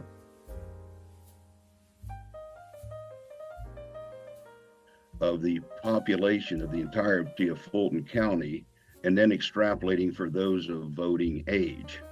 So that became a major concern of mine. We had more voters on the active voter rolls than we did of the population of the entirety of Fulton County, and then extrapolating for those of voting age. So that became a major concern of mine, and frankly, lasted throughout and continued even after the 2020 election. Questioning of ballots underneath a table and then being pulled out on election night, at State Farm Arena. Well, we did see on television, by the way, we did see that surveillance tape. And of course, I, as a board member and knowing most all of those people who were in that room that night, the way in which it turned out, there was never one. Did y'all understand that at the beginning when he said they had more people on the voters' roll than they had people in the population of Fulton County? Did y'all really grasp what he said? I'm going to play it one last time so y'all can really hear what he said. And this is high as it'll go, so I'm sorry about the volume, but that's high as it'll go. We had more voters on the active voter rolls than we did of the population of the entirety of Fulton County, and then extrapolating for those of voting age. So that became a major concern of mine, and frankly, lasted throughout and continued even after the 2020 election. Questioning of ballots underneath a table and then being pulled out on election night, at State Farm Arena. Well, we did see on television, by the way, we did see that surveillance tape. And of course, I, as a board member and knowing most all of those people who were in that room that night, the way in which it turned out, there was never one surveillance tape, an inch of footage that was ever delivered to the board. And if it was delivered to anybody, it certainly was not any board member that I was aware of or made me aware of. So that was what was another issue. I asked the questions of our director, and this was, I believe, the day following Election Day. And, his response was, well, he just hasn't had time to look into this, but he will and get back to us. Well, there was nothing ever gotten back to, at least to me as a board member, that had any explanation of that election night at State Farm Arena. And we got to certification and there was still no response to that. Did not know, still being investigated in the 2020 election itself.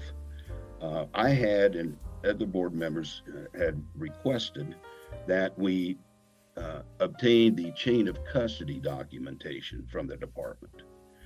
And none of that was ever delivered. It was not delivered at the time of request leading up to the election, and was certainly not given. We weren't giving any, was given nothing even leading up to the certification. Guys, it looks like Fannie Pac's case down there in Georgia, her racketeering case against Donald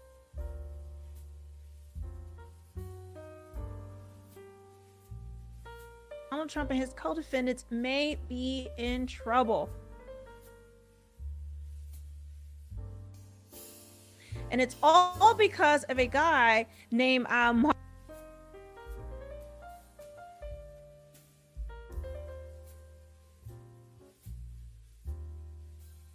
Wingate, a Fulton County Elections Board member who testified that he voted against certifying the 2020 election because the county did not verify the signatures of 147,000 mail-in ballots. I asked, what do we do for signature verification? And the comment I got back, frankly, floored me. So before we get into that, I want to show you guys this story. So this is where I actually picked this up. This is an article with Newsweek, basically going into this, and then we're going to actually hear what he has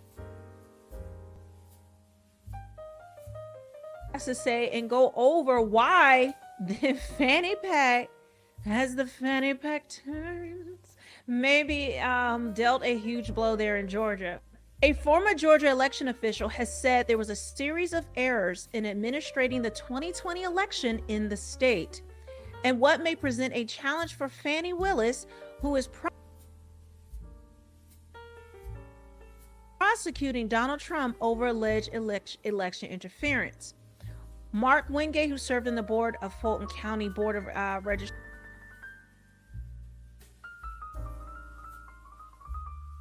and Elections, gave testimony on Monday during the D.C. disbarment trial of Trump's former Department of Justice official Jeffrey Clark. During the testimony, he was asked why he voted against to certify the 2020 election twice. He claimed that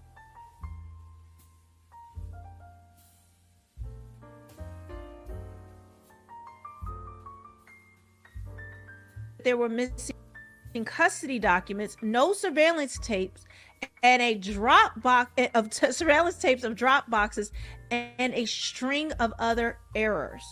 All right, so this is what kind of kicked this off, and I went out to go find this evidence. The things that led me initially to have concern about everything was much earlier in 2020.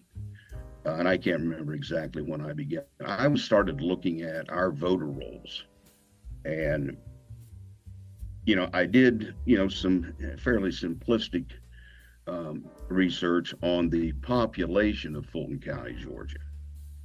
And what I found out, and of course started pressing that with the elections department, through subsequent monthly meetings, etc., was that the numbers that I was able to ascertain, we had more voters on the active voter rolls than we did of the population of the entirety of Fulton County, and then extrapolating for those of voting age.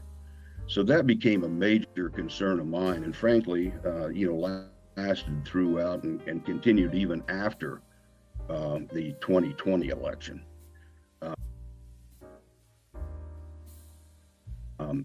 So that was a big issue. And of course, inside that 2020 timeframe, really there was nothing done to, wasn't time, and I understand all of that, but there was nothing done to answer my question on that. And that, I thought, well, look, it's only fair to the voters of Fulton County that, we're having clean voter rolls here so that nobody's vote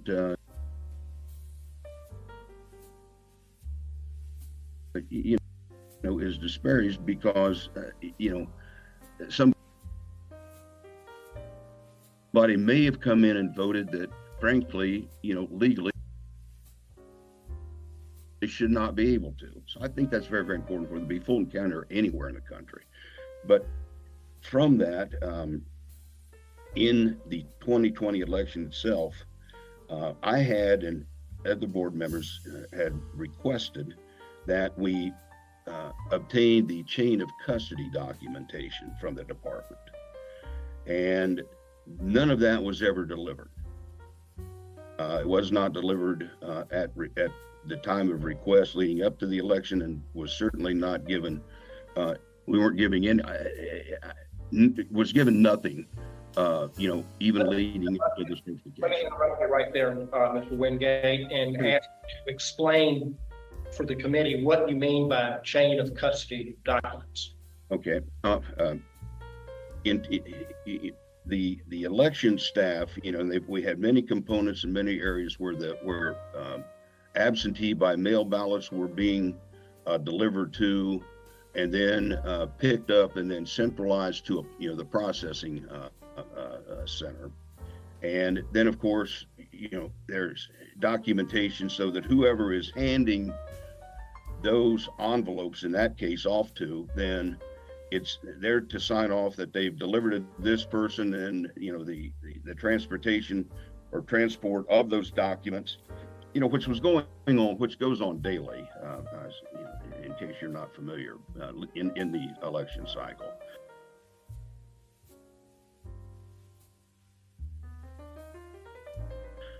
And then once they are delivered to the location,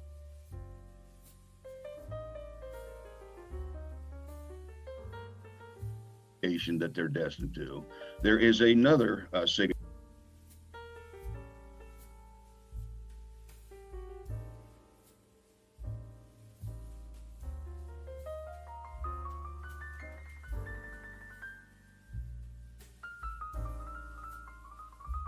required on a document that shows that where it was picked up, driven to, delivered to, and then signed off on as received.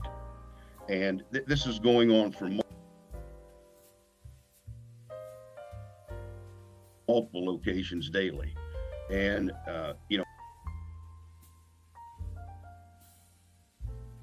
in terms of the memory cards that are being delivered so that they can be kept, in security, there's the same level chain of command chain of custody documentation that is delivered for all of the memory cards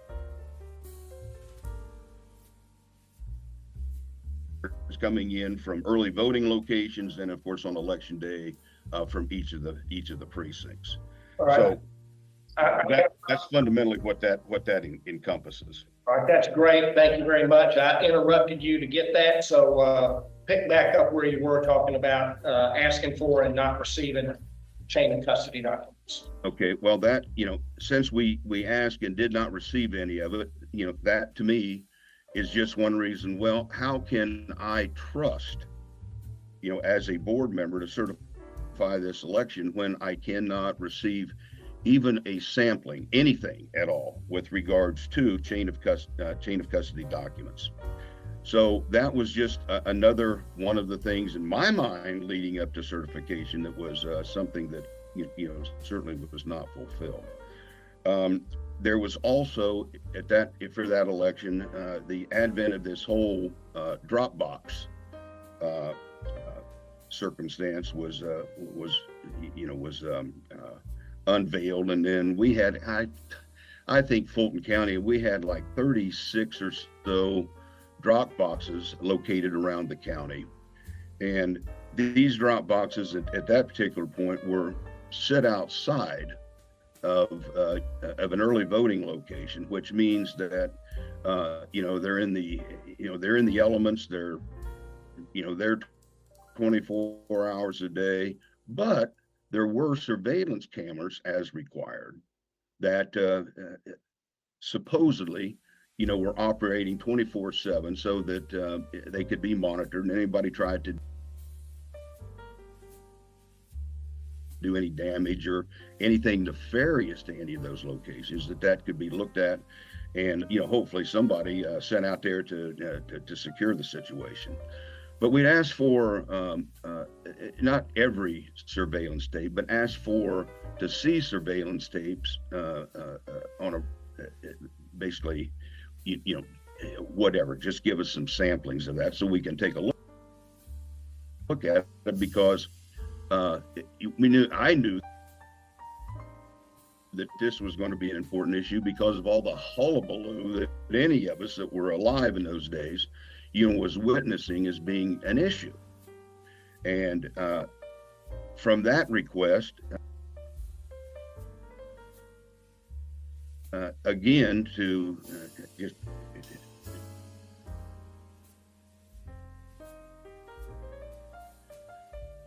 the way in which it turned out.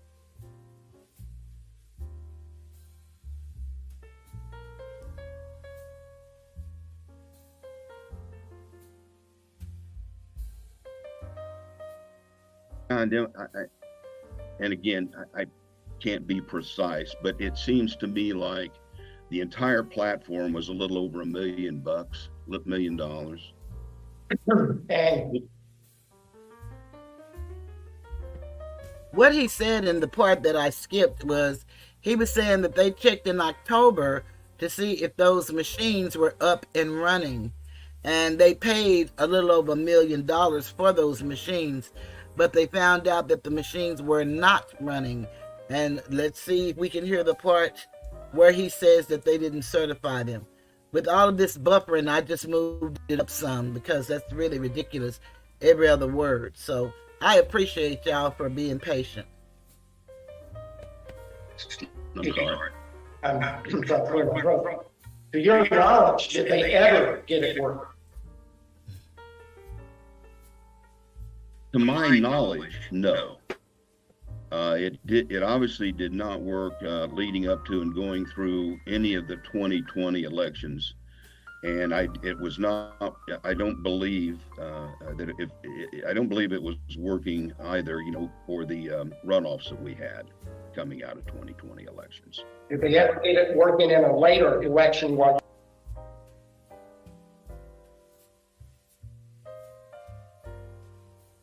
you were on the board? To my knowledge, no. Do you have we had asked a couple of times and had gotten a response that no, but there was no pressure on them after the 2020 election and runoffs to do that.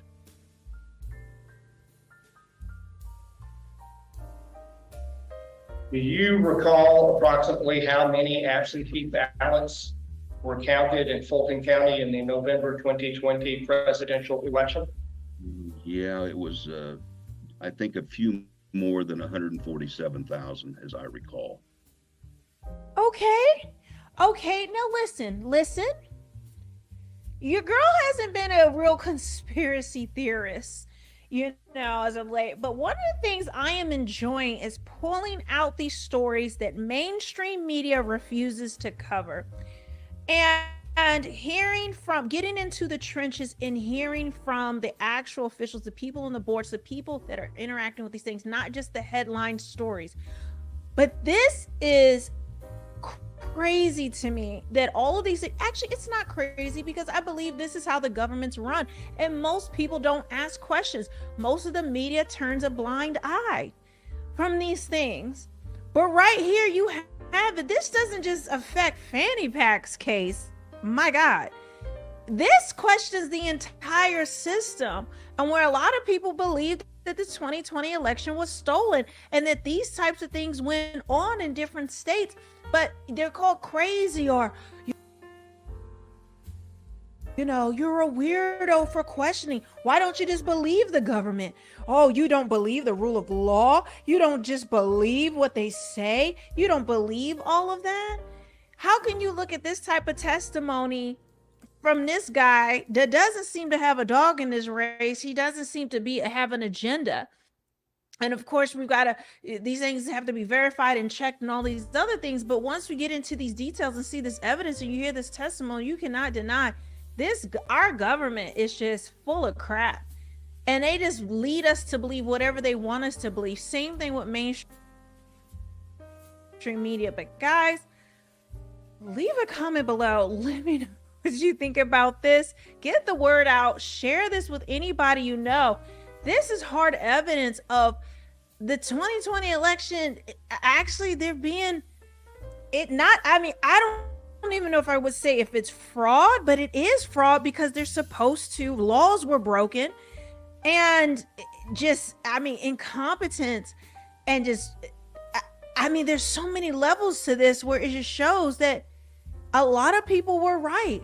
The 2020 election, it looks like there was something going on that they wanted to push under the rug and wanted to shut people out and label them as conspiracy theorists and weirdos for asking just basic questions of the government, for verifying things that by law that were supposed to be verified. Basic checks and balances. Leave a comment below. Make sure you subscribe and share this video as many people as you can. And I will see you on the next one. Bye. We had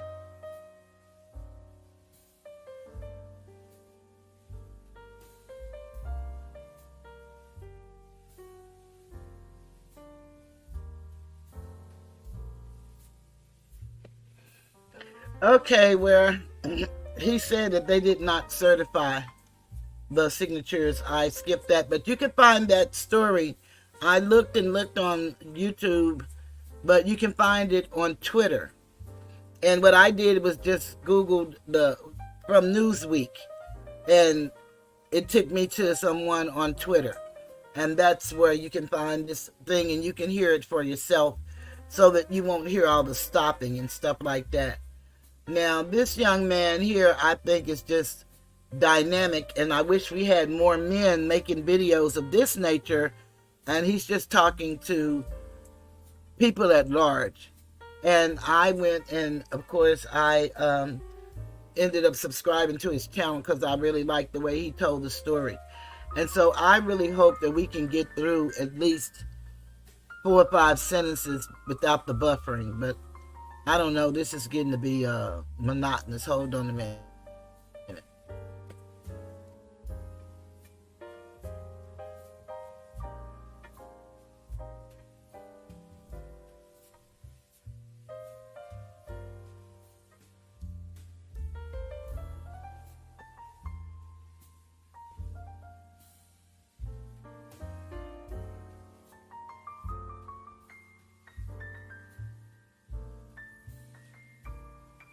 Now, this case relates to the RICO case of Young Thug, the rapper, who they're now trying to make him be a criminal. They're taking things when these young men were 11 years ago, much younger, living a different life. Some went to prison and have now come home. I don't think Thug ever went to prison. He, discovered his talent and started making money, helping people that he grew up with, his family, as most people do when they get money. And they're holding it against them by trying to connect every crime that his friends committed to him as being the kingpin and ordering this. But this young man, I just really love the way that he spoke to us as a people. And I thought I would share it with you guys. I thought, you may can understand a little bit better of what's going on. So here we go.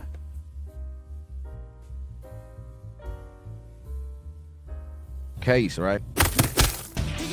This is Atlanta rapper Jeffrey Lamar Williams, or as most know him as Young Thug, performing on NBC's Saturday Night Live back in 2021.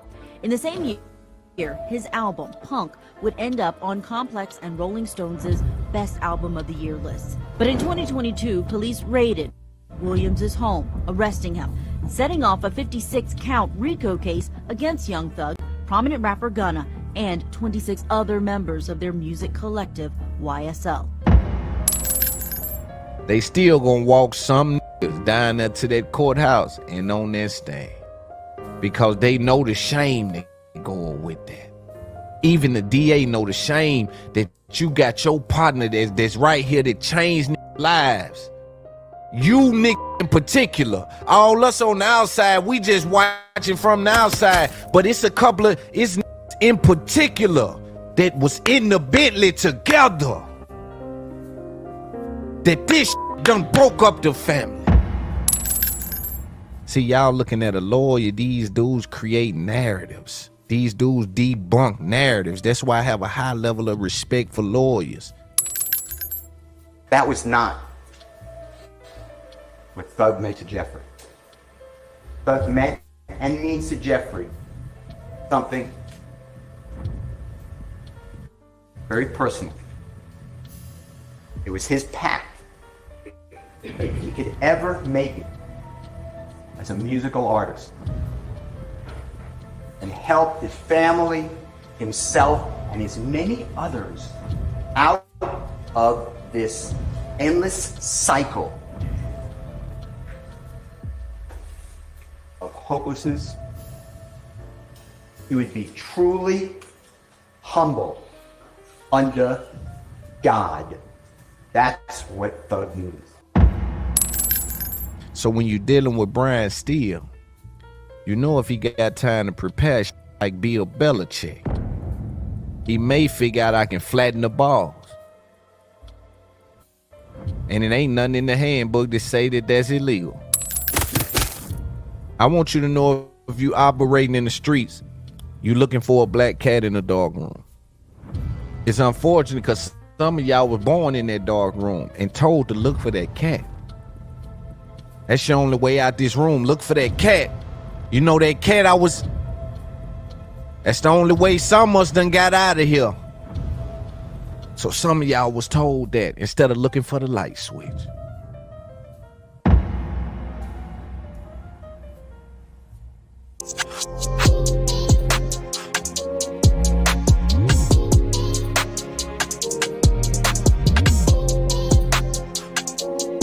You know what made me give up on the so-called street life? Because these niggas that led the feds and the DA and the state sacked the quarterback. You in position, you tell them niggas hold the line. All you got to do is stay strong. Just stay strong, hold the line. But somebody gonna fold every time. They round all them niggas up, put them in their paddy wagon. And that's when all that gang shit go out the window. That's when niggas go to thinking about themselves, self-survival, self-sufficient. Niggas go into self-serving mode. And all you got to do is hold the line. And sometimes somebody gotta go. Sometimes a few people gotta go. A loss got to be took. But they'll bring the whole ship down. And that's what done changed. Them people figured out, number one, make the jail cell hard to deal with. Put some information in that. Put some study in. Make these walls brick. Make this metal. Make this, feed them this. Make sure this is in the drink. Make sure this is right. Keep an agenda in place. It's fucked up because they'll let them sack the quarterback. Now the quarterback analogy is interesting right here because what I'm insinuating is that when the team moves, everybody moves, right? When we get yards, say we get a first down, the entire team, the sticks move. Nigga, even the sideline move. You see that? You see that? Nigga, even the sideline move when the quarterback make the right decision and we get the right playoff, nigga, and get some yards. The whole team get a chance to move. And so it's beneficial to be a part of something at that moment. But when it's detrimental to be a part of that same thing, do you stand in that same situation? You see that? Because benefit turns to detriment, and do you hold steady? Do you hold that line? That's all a nigga ask a nigga. That's why I be by myself. It's like a nigga come up out the woods. You see a wolf, you ever seen a wolf done left the pack? You see him come up out the wood by himself. He knows something. He knows something. Or even I can say it's like a lion that just come, you dig? And I'm speaking on this because I'm looking at Thug case, right? His trial is in process right now. I'm saying we back in that bag. You hear me? You hear me? We back in that bag.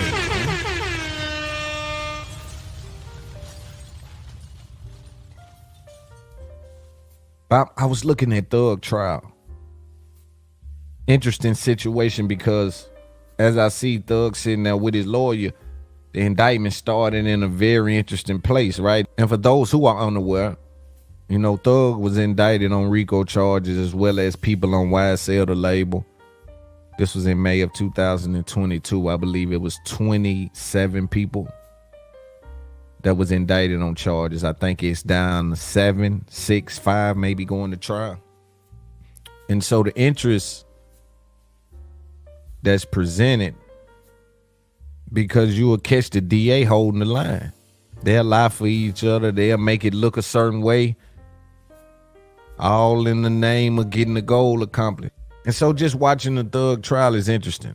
There's a lot of objections. There's a lot of things being said, done in trial. I think that will be examined, if not in the near future, in the process that the trial doesn't go in the way in Thug's favor. I think some of this stuff will be revisited as it pertains to how the state has handled some of the evidence, handled some of the proceedings. There's been motions filed as it pertains to their conduct. And what I would say doesn't fall short of lying by omission. Right? These are games being played in court that's at a very high level. It's the sneak attack. Because when you're dealing with a guy like Brian Steele, you're dealing with a marksman. You're dealing with a specialist. See, y'all looking at a lawyer, these dudes create narratives. These dudes debunk narratives. That's why I have a high level of respect for lawyers. You see me, people that go in there in that environment and fight within those lines where everything got to lead to something and make this kind of, it's just all kind of game being played. So when you're dealing with Brian Steele, you know if he got time to prepare shit like Bill Belichick, he may figure out I can flatten the balls. And it ain't nothing in the handbook to say that that's illegal. Moving forward we didn't know that, and we didn't tell nobody to do that. That happened to happen by, right? I'm telling you, high level game. And so just in opening statements, they had withheld certain things that the judge has ordered them to share with Thug's team.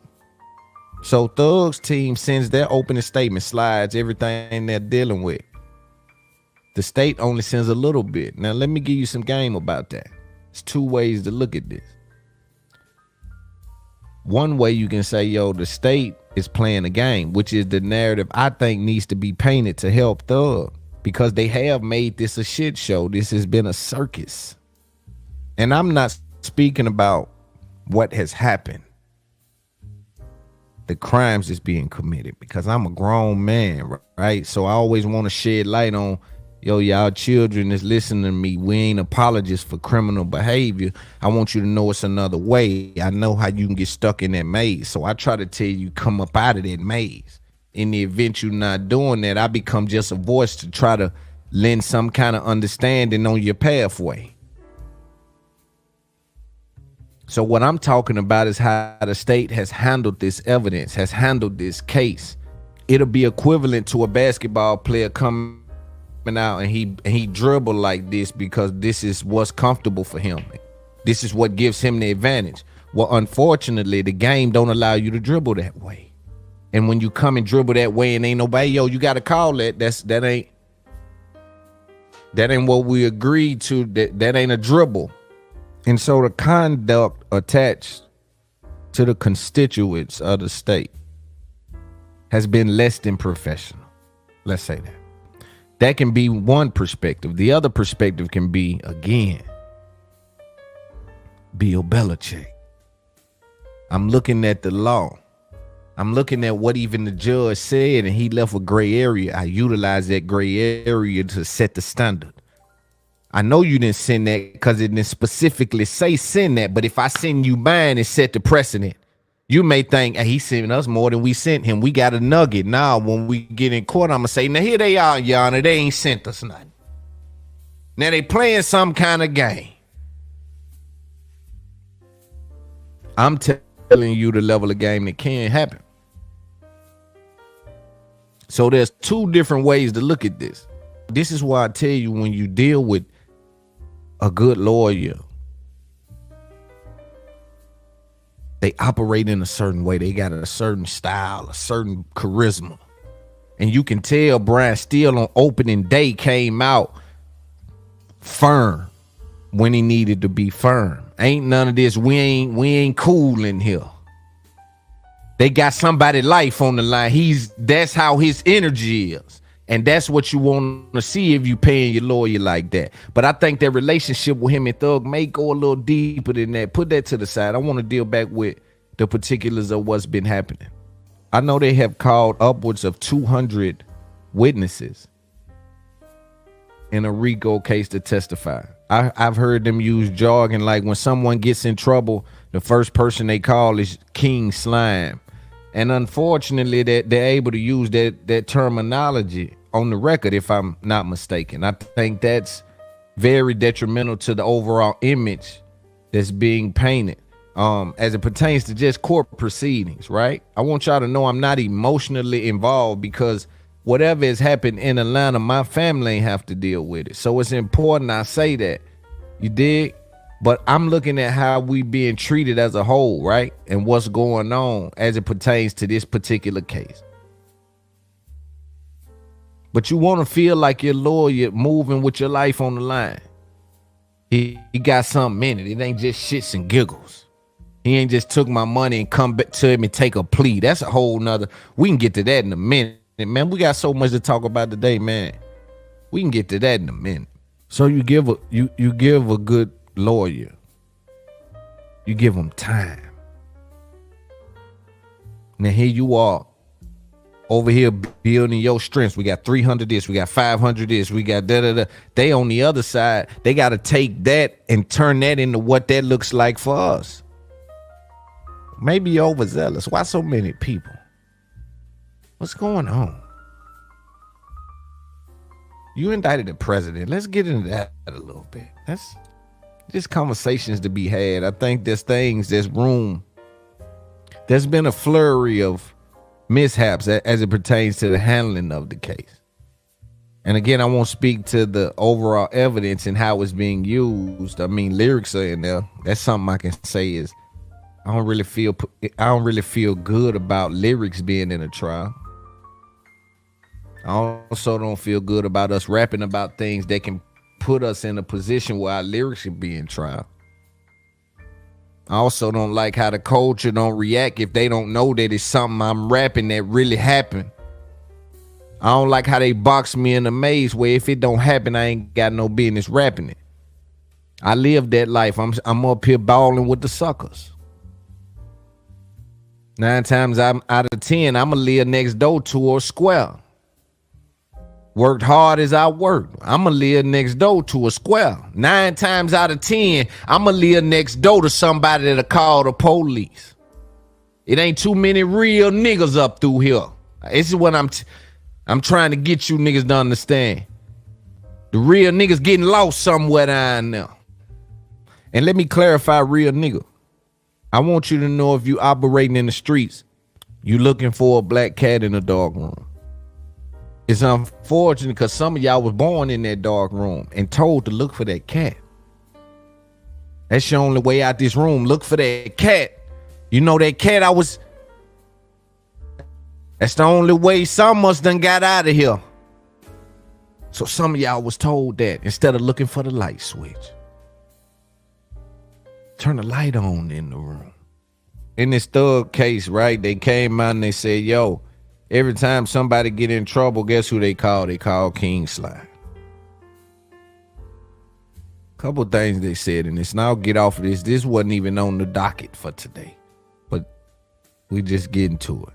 But when they say that their famous rich homeboy that made it out the ghetto is the first person they call when they get in trouble, they say that's what make them the gang leader. And see, that's what I'm saying. We operate in this gray area where two things can be true. Or both of it can be bullshit. See that? I may just be the only nigga with the resources to help niggas out. And I ain't went bougie on them for it. Really, the game set up to go bougie on your people. I ain't bullshit. They done really set the game up to get in, go bougie on your people, because the closer you is to what you come from is how you get the conspiracy. Ain't that a bitch? You come through helping, the young niggas bought guns with the money you bought them through there. The young niggas took the hood. When you came through and gave money, nigga, the violence went up in the neighborhood. Now some kind of way you dig, and all you was doing was, man, I done made it, man. Here go a nugget. Hopefully y'all got a plan. I can't babysit. But it get easy to lock you in that conspiracy. And so when they said that, I'm just like, yo, man, because the reason I'm watching this, because they can be talking about me, brother. Yo, I'm the young thug of my family. I ain't talking about criminal. I'm talking about when something happened, they calling me. When they need even direction on something. Yo, man, they at my job asking me about such and such. What do you think I should tell them? Listen, this what you do, this what you don't do. I'm always handing something to somebody. But it seemed like the game is set up for me to resist being resourceful. I got to resist being resourceful to Dr. RICO. Now look at our counterparts on the other side. I don't see it being like that. I don't know if it's been one indictment as it pertains to any other genre of music. The other thing they said, I think they're prepared for, and let me give y'all this and then we'll get into the show. The other thing they said I think they're prepared for is for people to now come in and say, I ain't snitching. I don't remember. I don't know. I don't think I said that. I misunderstood what you were saying. So, in my opinion, that's a setup for them people that took a lot of them pleas that said that if they're called to the stand, they gonna bring you niggas on the stand to humiliate you niggas. This where that shit finna bite a nigga in the ass. They finna walk them niggas on the stand, and then everybody, they already preparing the courts for niggas to come up there and say, I don't remember. They just told the courts in their opening statements, people gonna come up there and be embarrassed. People gonna come up there and not remember, not want to remember. With that in mind, they still gonna walk some niggas down there to that courthouse and on that stand. Because they know the shame that go with that. Even the DA know the shame that you got your partner that's right here that changed niggas' lives. You niggas in particular. All us on the outside, we just watching from the outside. But it's it's niggas in particular that was in the Bentley together. That this shit done broke up the family. You know how many families the DA done come and broke up? Everybody told you they was ready for war. They just didn't tell you where they gun was gonna be pointed. It ain't never no clarification when niggas get to talking to each other about all this gangster shit. It's just a whole bunch of vague quotes. I'm a ride twin. You my twin. Nigga, what that mean when them people come? Nigga, we gang. Nigga, what the fuck that mean when the DA knock on the door, nigga? And they trying to paint this shit to something that they a little bit right, but it's a lot of wrong in that. And we got to hold that line I was talking about like a defensive line, protect the quarterback. Is you niggas going to let the state and the DA sack the quarterback? Whole time niggas been benefiting. When a nigga make a play, the whole team, nigga, even the sideline move. You hear me, man? Watch the NFL, nigga, the whole team move when the quarterback make the right. The whole sideline, everybody get to move. That shit hard to deal with. That's why I come about the jungle by myself. Tarzan. We brag and boast to each other about loyalty. Keeping it real, staying solid when a lot of times niggas don't even know what that mean. And man, it's some niggas that's gonna hold that line too. It's gonna get rough though. As them days go by, as them calendars keep rolling, it's gonna get harder and harder to hold line. And they know that. It's by design. And the way that most times it's set up, they gonna force the nigga at the top to hold the line. So it's gonna ultimately turn to a quarterback sneak anyway. I want to talk about 42 Doug went on $1 million worth of games. Shout out 42. the whole 4PF family. Shout out Wallow, Gilly, $1 million worth of game. 4-2 just got out, man. So it was a good look for him, right? Just being happy that he out, just trying to get his foot back, planted on solid ground. He elaborated on this case, very interesting case, right? He spoke to a few things. I want to play a couple of clips. I want to react to him. I think there's space and opportunity for some conversation, right, and some games. So let's listen to 4-2 on $1 million worth. I'm gonna touch on something you said, and I'm gonna touch on it because it's important. I want to speak to the young nigga out there, or even just the man out there, the woman out there, the young person out there that want to feel seen. A lot of times the position is, I just want to be seen, just want to be heard. Some niggas will keep going. If you just look that way, it don't cost you nothing to look that way either. And the fame is a hell of a drug. Fame will turn a regular nigga into a monster. And we're going to get into this, all these lawsuits and all that later in the show, but this fame and money shit will turn a nigga to a monster. Nigga become too cool to post his family. Nigga become too famous to fuck with the people that fuck with him, people that'll die for him. Nigga become too cool to even acknowledge them folks. The fame will make you a monster, not even because you done anything wrong. It's just the attributes that the fame has. It's just the inner workings of the fame. It'll make you not even fuck with people on social media that you fuck with in real life. I try my best not to ignore the obligation to pour into this culture, man. That's why I'm still doing this, right? It's like an obligation, bro. You got to pass some of that down. But the issue is that you'll get adults that'll get in this industry and then they'll start to edit their real life for likes. You ever seen somebody fall out with you, with the community before they fall out with you in real life? And so if they critics don't want them around you, then guess what? They don't come around you.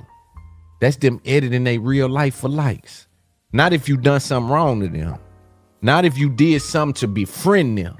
Not if you mishandled the relationship in the slightest bit. But the only thing that's altered in that relationship is that the critics no longer want to see you two around each other. And they can literally edit their real life to maintain that social status and those likes. It can be a situation where nigga made you $1 million. I literally put 7 figures in your pocket, changed your life. You've called me when you was in binds. You was crying on the phone talking to me. And you will let the outside influence make you stop fucking with me. You will let them people that ain't never done nothing for you dictate how I fuck with you and you fuck with me. But see, the human being has the urge to want to belong. So this isn't just a black thing. This is a universal narrative. This is everybody. This ain't just us. This everybody. They want to belong to something. And so I have to breathe life into the young niggas. That's why my message is, nigga, if they don't support you, so what? Then what? If they never like nothing, then what? What, you gonna roll over and die about it? You gonna give up because your so-called homeboy don't support you? Nah, you gonna keep going in spite of them not supporting you. You gonna get it done and make them swallow that and come back around. Cause trust me, nigga, this money make niggas swallow their pride. We done seen the toughest niggas swallow their pride about this money, huh? You came back around that snitch, huh? You called the boy snitch, you back hanging with him, huh? You done went broke, huh? You know, these club nights will make a nigga swallow their pride. This money make them swallow their pride. Getting in these Maybachs will make them swallow their pride. These first class flights will make them swallow their pride. Nigga that used to like you, now they want something, give me somewhere on the bandwagon. Shit'll make them swallow their pride when you get your hustle in order. You will see them swallow their pride in real time. Nigga, be real quiet. You gotta make them niggas quiet enough to where you can hear them swallow their pride.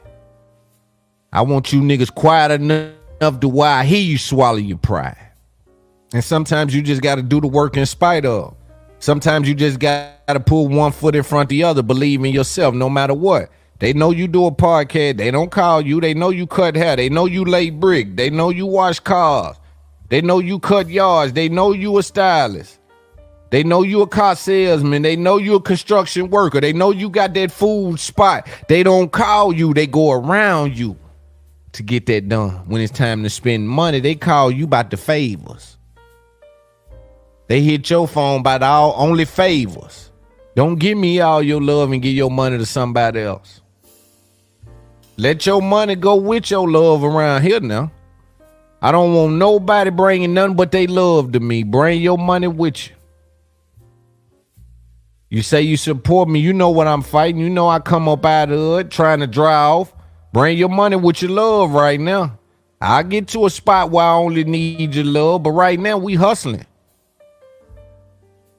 You say you want to mine. How you gonna bring all your love? You say you bringing all your love to me, but when it's time to spend your money, you go elsewhere. Now we can't do it like that. I can't respect that. I can't be involved in that. We can't evolve like that. We can't do that. 42 Doug also spoke about his lyrics being played against him in court. Let's pay attention. To jail for putting that idea out. See that? Because that's essentially what they're critical of rappers of doing, of putting ideas out. That's a deep point. Pay attention. Let me step in right here. I'm gonna try to lay some framework around this. I think Gilly more so is speaking more so to using lyrics in rhymes that you actually are doing. 42 is saying that some of this stuff I'm saying should be framed as entertainment. And if we take that premise, then what we're saying is that I'm putting out entertainment. So you're not punishing me for what I'm saying that I'm actually doing. You're punishing me for what I'm saying, the idea of what I'm saying. And he's saying that, yo, GTA puts out the idea that young kids can grab an AK, take the police to war and have 5 stars and get away. You making carjack an old dude, take his Ferrari, jump in and go left, right, do your thing. And this is part of the game. And so that idea is still being implanted in the same way. A lot of why I went to jail is because of how I rap. I feel like this is something he trying to get off. This right here is something he done sat back and thought about. 42 done sat back and said, man, they got me in here. They treat me a certain kind of way because of the shit I rap about. They ain't even nailed me to the cross about none of that. They ain't even sent me to prison about that. I'm in prison for something else, but they hold me accountable for shit I'm rapping about. I just want y'all to know that this is something near and dear to do right now. The prosecutor counters was altered by the lyrics presented in his music, not even by his charges. And so that speaks to the environment. That speaks to the atmosphere between the two, the tension between the two. I want to be clear to the people out there, right? The relationship between law enforcement and rappers and hip hop music in particular, it ceases to exist. There is no relationship. It's unfortunate to say that because citizens should be protected, but there's a hatred between rappers and law enforcement. Maybe it was the NWA movement, the fuck the police, they try to stop it. Maybe that soured the taste of law enforcement and rappers' relationship, but I want my voice to be loud when I say this. There is no relationship between law enforcement and hip-hop culture. Even the ones protecting you can't wait to fuck over you. It's no longer cops and robbers, it's cops and rappers. And so I want to be clear with that message, because even as you hear 42 Doug speak, it's like, yo, they was treating me bad. Usually rap niggas get good treatment. They get treatment well everywhere they go. They go to a restaurant, they get to skip lines. But boy, where it count most. In that courtroom, boy, that rap tag, it play a different, it gives different in that courtroom. And that's the conditioning. Because rap has a multitude of angles that it possesses. And I think there's a study somewhere, but we may have to study the effects of what rock and roll done. What hard rock, what punk rock is done. We may have to study the effects of you know, that whole Merlin Manson wave and all of that. We may have to study what that stuff is done and what that genre is doing in the eyes of law enforcement, because we appreciate the culture in its rawest form. We understand that there's maintenance that needs to be done. We understand that, and we need to deploy the right people to get that done. And so that's a working process for us, and we have to get faster at getting that corrected because it's too much money on the line. So that's a fact. But there's a hatred between rappers and law enforcement. It's no longer cops and robbers, it's cops and rappers. And so as a recording artist, it's like we trapped ourselves in a room, because the closer you are to it, it's like it give it that feel. For the young rap culture, right? Gives it a certain feel the closer you are to it. And we've been taught to stay down. We've been told at least to stay down, although a lot of times, unfortunately, we don't hold up to that. But we've heard that, the echoes of stay down, the echoes of hustle. That's why it's a lot of game need to be applied to some of this shit. We done told the young niggas to hustle, hustle, hustle, hustle, hustle, hustle. They done passed that to the women. Now the women think everybody think the hustle is all you need. Man, they headed for disaster. But not only is it okay to stay down, and there's a time to stay down, there's also a time to let go. There's also a time to let go. We don't never talk to each other about letting go. What did it take you to let go? Sometimes you gotta let go. It's harming you holding on to that. It's hurting you holding on to that. Costing you everything you got holding on to that. You using a lot of your bandwidth on just holding on to that. It's cool to stay down, but it's also cool to let go. If they don't know, they will know that it's hard to maintain the original essence of a relationship when the love is unbalanced. Because I give you all of me only to receive little of you. It's the same with this. When I fuck with you, it's like I'm like Black Friday with the support. I'm like Black Friday with the support. Whatever you want, I'm supporting you. I'm like Black Friday with it. That's just what kind of individual I am. But you will struggle with maintaining the original essence of the relationship when the love is unbalanced. You can teach these niggas how to fish. Soon as they get a fish out the water, they'll take it and eat it with someone else. They'll go split a fish sandwich with someone else. The first fish they get out the water. You brought them niggas to the bank. Them niggas use your fishing pole. I allowed you to use my river. I brought you to where I know the fish at. You ain't even had no clue how to feed your family. They were going starving over. I brought you over here to the bank, let you use my fishing rod, got you, and you went and took and split the fish with. That's how it happened. You got to just psych yourself out. You also got to make sure you never be a hater. Do not never find yourself, ignore that hater feeling. And that tends to come because we have an innate ability to only consider things we don't have. We can only see or appreciate what's coming or going because we do have respect for what leaves us. See that? There's a respect for what leaves you. There's a respect for what comes to you. But there's little respect for what stay with you. And that's what we be fucking up. It's the ones that stay with us we look over. It's the fans that stay with us we look over. We too focused on getting new fans. It's the niggas that ride with us. It's the media that stay with us. It's the features that stay with us. It's the outlets that stay with us we forget about. Because we too busy trying to reach new people instead of feed the village. Bring people into your village. But for some reason, we only respect what's coming or going. And what we have, we won't consider. And so I try to be cognizant of that. Try to place myself in a situation to consider the small things. Remember what it was like. Don't dwell in it, but remember. Because at some point you have to play kingmaker. You're a real boss when you make other kings. You're a real boss. Don't tell me how many record deals you signed. Tell me how many millionaires you made. These niggas around. I'm on my third deal, nigga. How many millionaires you done made? Everybody around you ain't seem like. Try to mind my y'all don't want me peeking into your entourage. You know, them niggas I know, a lot of these dudes I know in this game, they little homies rich. I'm talking about they little homies having their way. So I'm saying, I'm knowing, yo, what we doing with this money on? Or what we doing with these opportunities? You ain't got this structure right. What we doing? Let's figure this out. I ain't hating on you. I'm hunting for you. When you hear me talk about something that I look at and don't see you doing, nigga, I ain't hating on you. I'm hunting for you.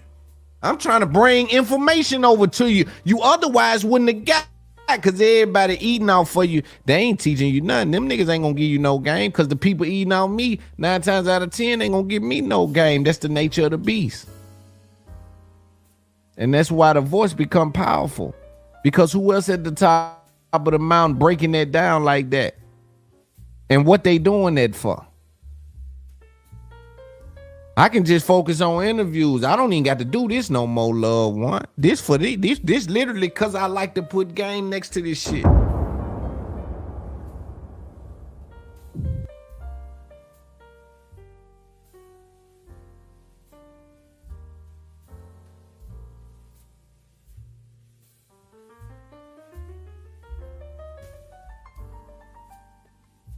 I thought that was a very good video. And I hope that y'all caught what he was saying. And I know that y'all did.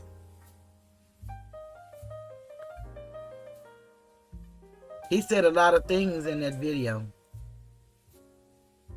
And especially if you lived through some of the things that he spoke about. It really did mean a lot. And I think the young need to hear that.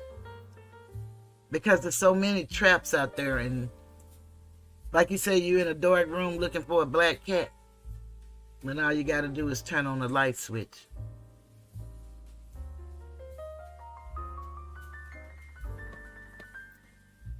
Our last video is the recap that I want to talk about. And these are moments of Fani Willis that I've tried to encapsulate as I, put up different videos so you can see different things that she's done. But all of this ties together. And it all goes back to the 6th Amendment, the plea deal. And if you don't plead, then we're going to do whatever we can to lock you away. Yes, Tasha, wasn't he though? That's the kind of church they need to hear. Something that can inspire. Or something that you can relate to. Maybe you don't relate to the criminality. Maybe you don't relate to the mentality that they're speaking about. But you can relate to, I know I did, and it made me feel real good about being the one. Everybody know what you're doing, but they don't support you. But let something happen to them in their life, they're going to dial your number. And I'm talking about people you know in your everyday life you grew up with. They call you for instructions, directions, information. Like he said, the way they doing this thing with this RICO thing, they make all of us that are resourceful and helpful to our families gang leaders. Now the family becomes a gang. And those are the kind of things that I would like for people to see. It's so many people have so much inside of them. But until you deal with the inside, it ain't going to work well for you.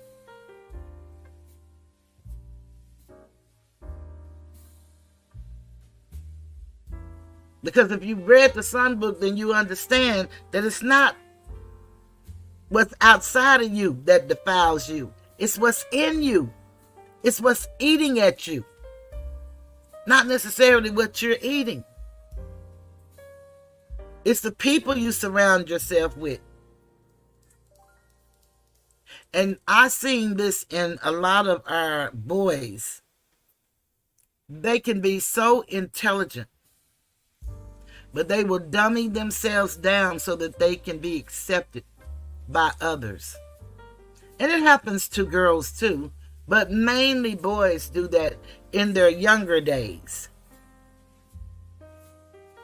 And you have to really stay on top of that as a parent And you have to definitely know your child. And I love the way he put it about, the guy was saying about his lyrics. It wasn't necessarily his crime. They were charging him on his lyrics. But GTA, the kids can steal cars and, do all of that kind of stuff. And everybody talking about the game, who gonna play me tonight? I bet you I can beat you. They even got cartoons doing things that we wouldn't imagine the little cartoon characters are saying and doing. They're disrespectful. They talk back to their parents. And we let the little children stay glued to the TV watching it. And we think it's cute because they can go and put on Caillou. That's one of the most little disrespectful little boys I know.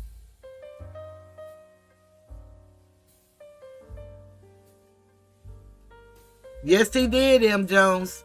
I thought that was dynamic. Tasha. It's real out here.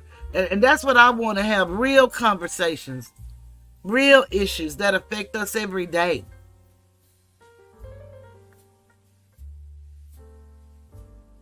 When he talked about the people, how people will edit their lives for likes and views. That's what happened to the bully that bullied me. So caught up in the fame, you YouTube famous only in this sector. Nobody knows you. But you too ornery, and you don't want anybody else to come up. So you see your people over here or over in Uncle Shug's, and then you get angry because they give, and now they got to make a choice. Are you going to talk about their family in the worst possible way? Are you going to dox them? This is the kind of stuff that goes on. But you got to hold the line and stay the course, and don't let nobody dictate how you do what you do. You do what you do, and people will receive you and your authenticity. I live an authentic life, a transparent life, and a free one in my mind. I'm restricted by the same rules, same wrongdoing as everybody else, but I learned how to navigate through these waters.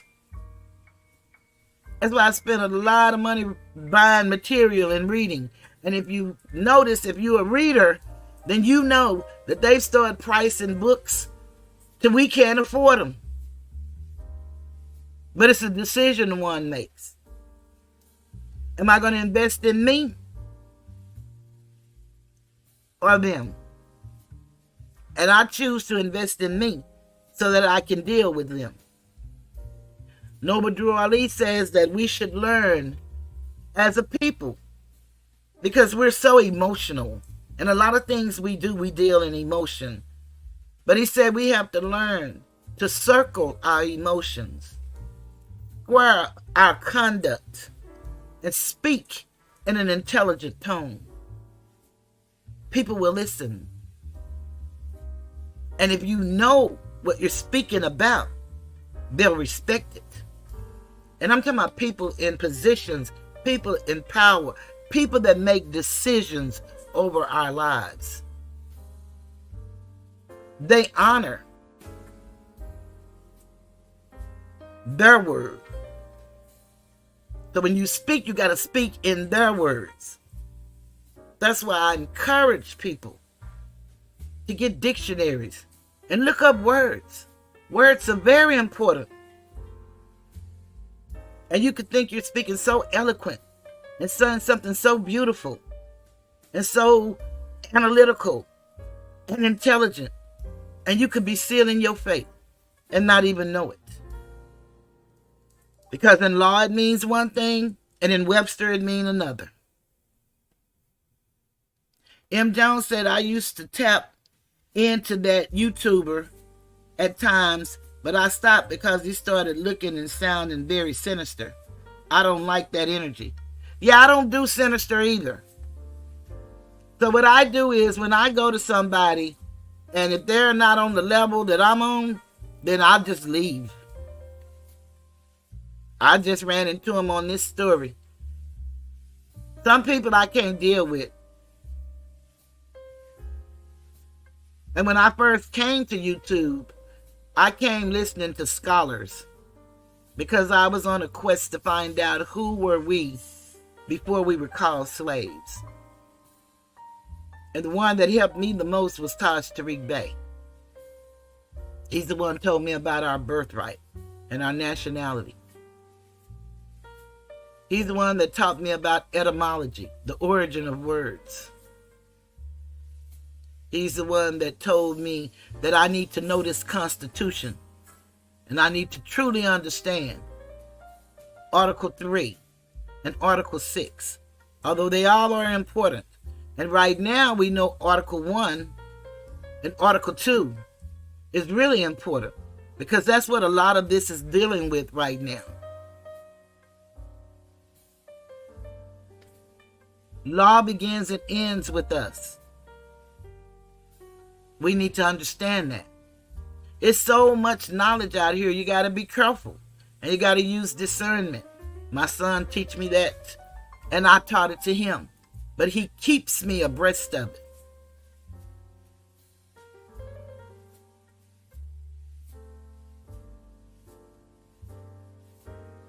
So you can't get too tied to anything, really, or anyone, because we're human.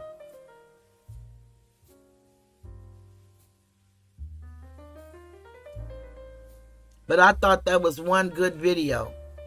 The last one I'm going to show y'all is this recap, which I hope y'all enjoy.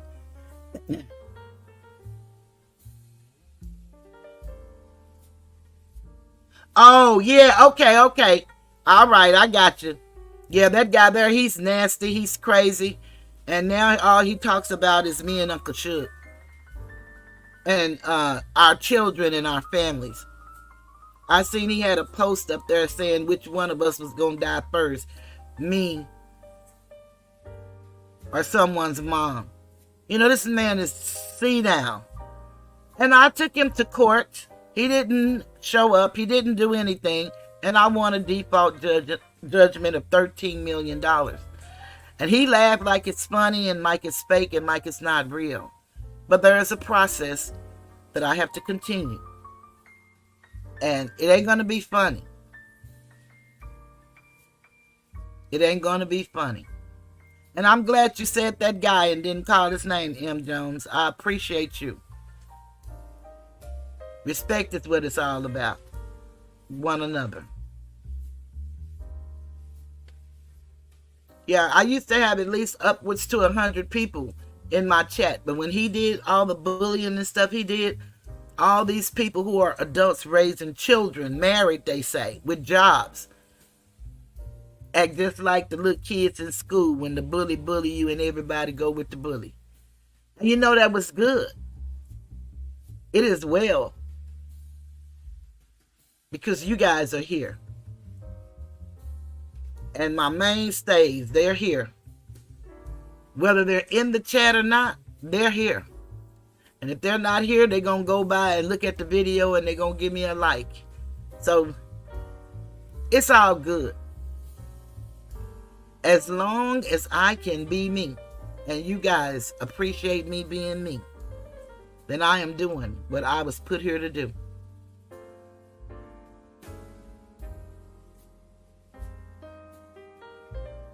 And like I said, if I had to get on here and it's just me, I'm just going to keep on talking and let somebody look at it later.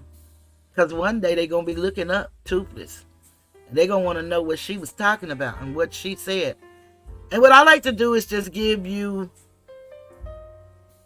tools. You right, M. Jones.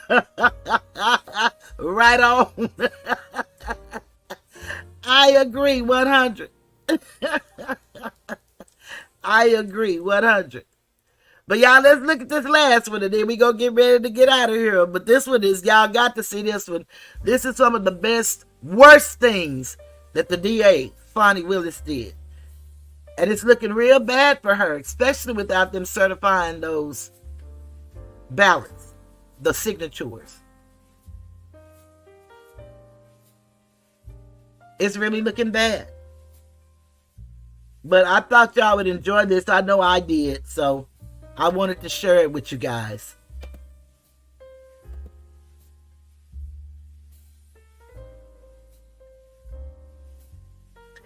And like I said, all of these videos that I'm showing, I put them on my community wall so you guys can go and check them out, you know, whenever you have time, if you get time. Sometimes the community wall comes down, and then sometimes you can go in on that page where you first come in and see community and hit the community and find it like that. Or I think we all have community walls now, and you can go through the community and do it.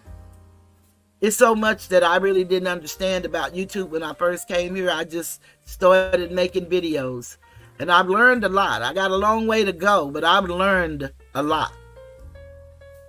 So don't think that I can't do this because I don't know technology. I don't either. I don't know. But you know you. And you know how you've had to make things happen in your life. It's the same way on YouTube. You make it happen. Be very careful who you befriend. My favorite rapper was Mo3. And he said, everybody ain't your partner. Everybody ain't your friend. And they not. Not in the YouTube world. A lot of them will befriend you just to get to know you, so that they can only turn on you and then tell the world about you. Everything they learned. Some of them learn your name. You tell them your name, and they have search engines where they go and they look you up and they know everything about you. And you'll start seeing it on community walls or people having conversations. I don't live in shame.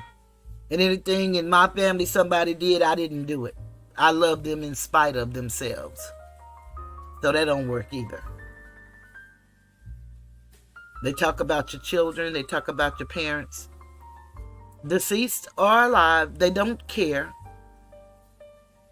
And the people laugh and give money because they say it's just entertainment. This is not real.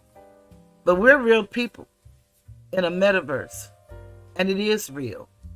And it doesn't become real until it becomes them. But it's all good in the tiger's den.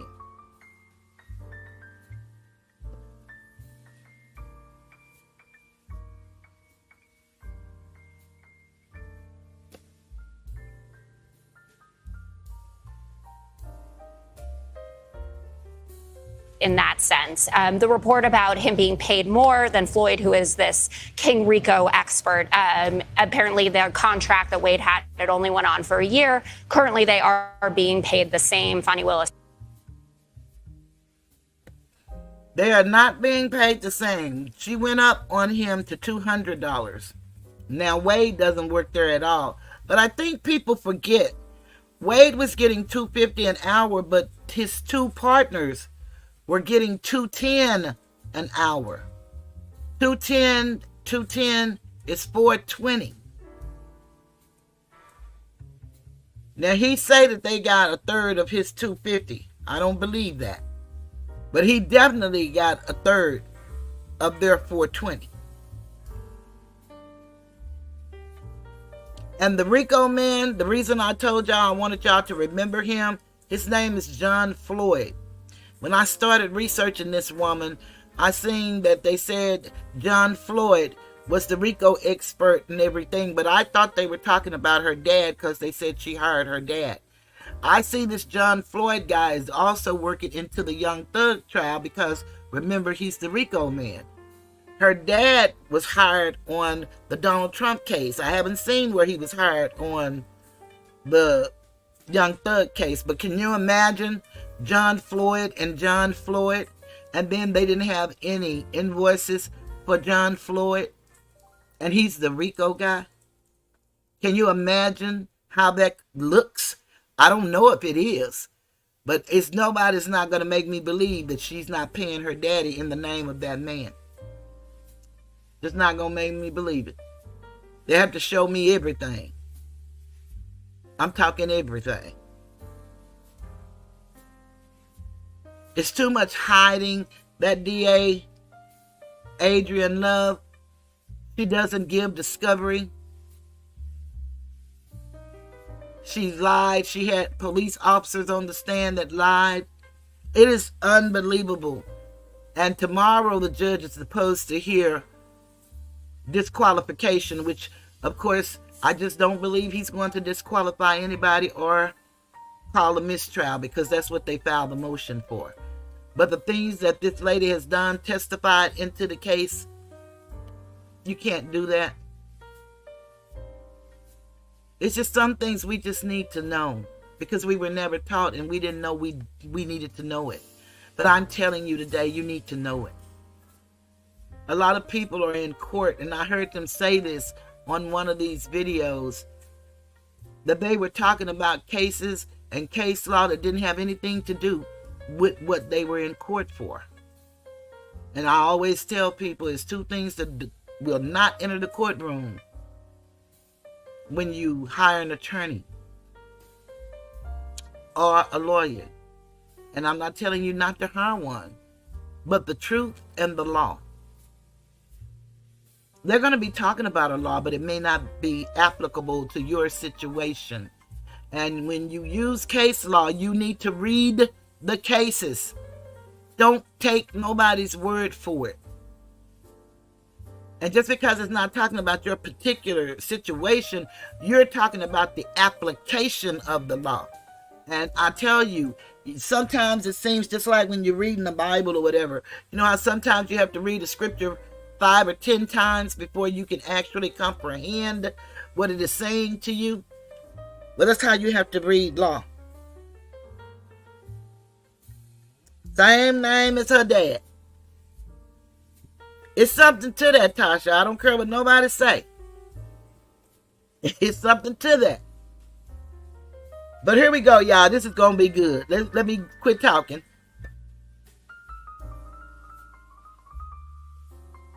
Spoke about that as well when she was, right now. So they're being paid the same amount. But again, when people look at this, they are going to pay attention to the affair more than the nuts and bolts of the campaign. And this is what Donald Trump, I shouldn't say the campaign, the trial. This is what Donald Trump wants. He has gone after either the DA or the judge in every case that he has pending, except for Eileen Cannon in Florida, who he loves and who he appointed. And undoubtedly, his supporters are going to rally about this. But I would tell everyone, you've got to pay attention to the fact that this was a grand jury that indicted him and his co-conspirators, many of whom have already pled guilty to what they did. You know, Jesse, once again, the use of the race car as a way to scare people away from investigating corruption. Sounds a bit like Harvard, don't you think? Yeah, Jack Smith's pretty white, Jessica. I mean, no one's going after Jack Smith harder than Donald Trump. Guy's white as a lily pad. Are lily pads even white? No, I think they're green. I think they're green. As a lily flower, whatever. The point is that allegedly Fani hired the man she was having sex with to prosecute Trump, and then handed him a bunch of money, which they used on steamy vacations to the Caribbean. That's called a sexual kickback. And then this guy has no qualifications. He was like a personal injury attorney. You know, it's like, have you fallen and slipped and hit your head at work? Call 1-800-GET-EVEN. This guy has no credibility. And then he goes to the White House, meets with the White House counsel, and bills the White House. Why is he colluding with Biden's White House and the local prosecution when the Biden White House said this is all being done independently? Fanny's going to the White House. She's hanging with Kamala. They're conspiring with Adam Schiff on the prosecution. The whole thing's blowing up in everyone's face. And then this guy, Wade, walks out of his office with a handgun the very next day. What kind of attitude is that? Imagine Ken Starr was flashing a pistol while he was coming out of a courthouse prosecuting Bill Clinton. That'd be the front page story in every newspaper on earth. Jessica, this thing's falling apart, just like the one in New York's falling apart, just like all of them are falling apart. Yeah, I don't think Stormy Daniels and what happened in Fulton County are comparable. Yeah, I do, because both keep will going blow with up. it. I will. You just know that if you pointed out the gun aspect, you would also be called racist, right? Because he's black holding a gun. Dana, will this allegation hurt what's her name again? Fanny's Fani. chances. Fani Willis. Fani. I call her Fanny. I think so. Fani or Fanny? It's Fani. Spelled Fanny. Fanny. But pronounced Fani. Oh. Okay, so she, when this all first came out, she had people in Georgia on the Republican side saying, look, she's a pretty credible person. Like, we got to be taking her seriously. And if you're going to come after Donald Trump and 18 other people, you better have a pretty airtight case and you better keep your nose clean. She didn't. And so now the credibility angle is out the window for her. And then she adds insult to injury by saying it's because of the race card. So I don't think it's going to be good. This case is not getting as much attention as it would if there weren't the caucuses and the weather. But if this were a Republican DA and caught up in this, it would be on the front page of everything, just like the big protests on Saturday night. Now, at this point, the media had seen enough. This is getting ugly and it's getting messy. And my guess is it's not going to get better. It's about lying to the court. It's about potential financial gain on the part of Fani Willis. The issue is that her credibility is shot. It's a horrible, horrible look for her. I think this case is dead in the water. Fani Willis lied to the court. It's game over for her. She will be disqualified. Probably a bad idea to have two sleazy, lying lovers waste taxpayer money on romantic vacations while prosecuting the president and then concoct the most unbelievable cover-up in Georgia history. But what do you expect when the jury forewoman was a giggly Wiccan? What would your reaction be if the DA decides against bringing any charges after what you've seen? I will be sad if nothing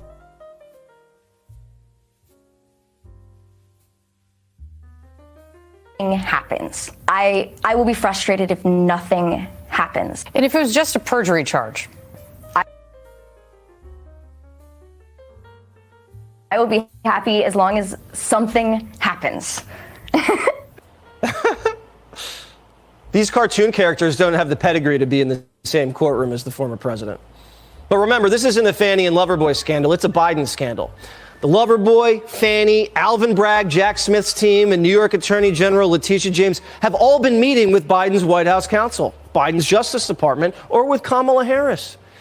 The Biden White House is overseeing the prosecution of his political rival. But just like everything Biden oversees, it's falling apart. All right, now this. Former President Donald Trump also pushing the boundaries of his gag order in the hush money case. One ex-judge saying he should be jailed if he violates it. So, John, what's your take on that? First of all, he has First Amendment rights. In fact, I think the judges in New York City have gone way too far with these gag orders, particularly when the person who's subject to them, the defendant, is also running for president, when he's speaking as part of the most important political process that our Constitution and the First Amendment is designed to protect, which is elections and political speech. I think that the courts have to be very careful, in fact, more than careful. They should err on the side of Donald Trump in making sure that he has the First Amendment free speech rights to talk about things, even if it involves criticizing the judge, even if it involves criticizing the decisions for making his case. Put it another way is, Donald Trump could say these things in the courtroom. If he could say these things in the courtroom, how can the judge try to prevent him from saying them outside the courtroom? Katie? I completely agree. I'm not really sure what the basis is for these gag orders. It's always unlawful for anybody to obstruct justice or tamper with witnesses. And certainly Donald Trump does have a First Amendment right to engage in campaign speech. And even in the DC court, when they upheld the gag order, they allowed for him to portray the prosecutions against him as political vendetta. So the line in the sand there does need to err on the side of Donald Trump and on his First Amendment rights. And I certainly don't think that these gag orders have been narrowly tailored enough to meet the standards set by the Supreme Court. Just getting a little bit of an update on that story and on the criminal hush money DA Bragg case. And some clarity on it. John, just a quick reaction from you on this. The Manhattan DA office has filed a memorandum in support of their March 28th letter seeking clarification on the gag order. They write about the defendant's dangerous, violent, and reprehensible rhetoric fundamentally threatening the integrity of the proceedings and is intended to intimidate witnesses and trial participants alike, including this court. Want to get your reaction to that, Justin? The only ground that this court could have for restricting Donald Trump's speech is that it actually threatens that there's an imminent threat of obstruction of justice. Now, you can't just as a prosecutor throw that red flag out there. You have to have some proof. There has to be evidence, I think, that Donald Trump's statements actually are interfering with the ability of the court to carry out this trial. You can't just accept the prosecution's word for it. We have to see evidence. We have to see examples, and they have to be real. They can't just be crazy people writing things on the internet.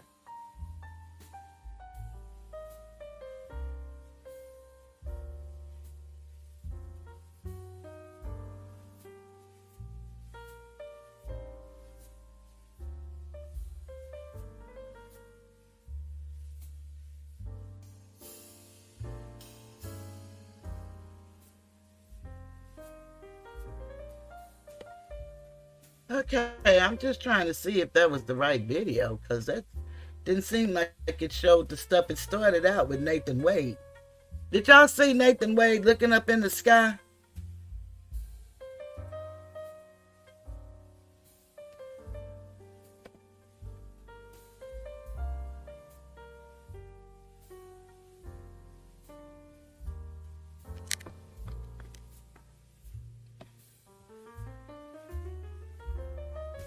It was supposed to be Nathan Wade looking up in the sky.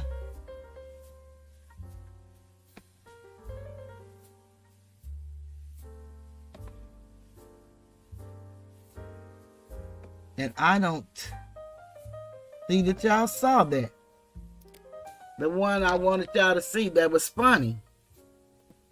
That one was a little funny. She said some of the stuff, but that wasn't the main video that I've been looking at.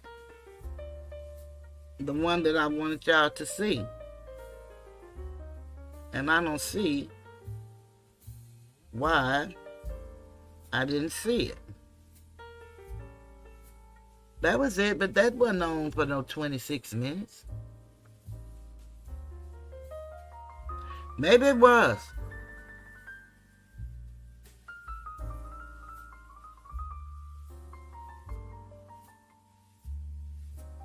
Okay, that video, y'all didn't see Robin Yurty and all that either, did y'all? Yeah, I know that couldn't be the right one. I don't know what's the deal, but that's not what I wanted y'all to see. I wanted y'all to. I don't know where that quick version came from that just played. I don't even know what that was that just played.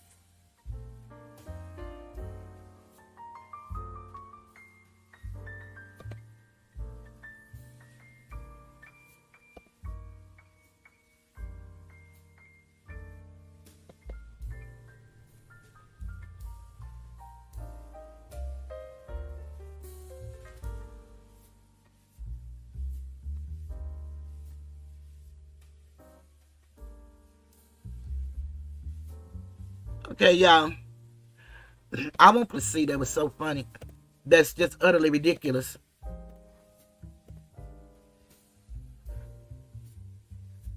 It said it, but I didn't see that. And I didn't hear Robin Yurty. And I know that I was paying attention. Okay. If y'all seen this that I'm about to show y'all, can let me know that y'all did see this.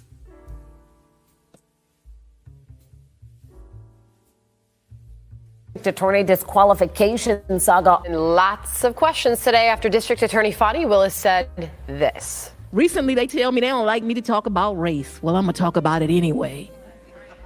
Truth is, it's some challenges that come to being black. DA Willis making that comment despite Judge Scott McAfee's rebuke. Former President Donald Trump and co-defendants already appealing the decision to keep Willis on the case. So where is this heading? This is the latest step in what has been an exhaustive effort by the Trump team to have the case dismissed and Willis and her entire office removed. I think Fani Willis, unfortunately, is forgetting that this case is not about her. It's not even really about Donald Trump. It's about public faith in the justice system. And when a judge orders a prosecutor not to talk about race, not to throw around racial accusations, and then the DA does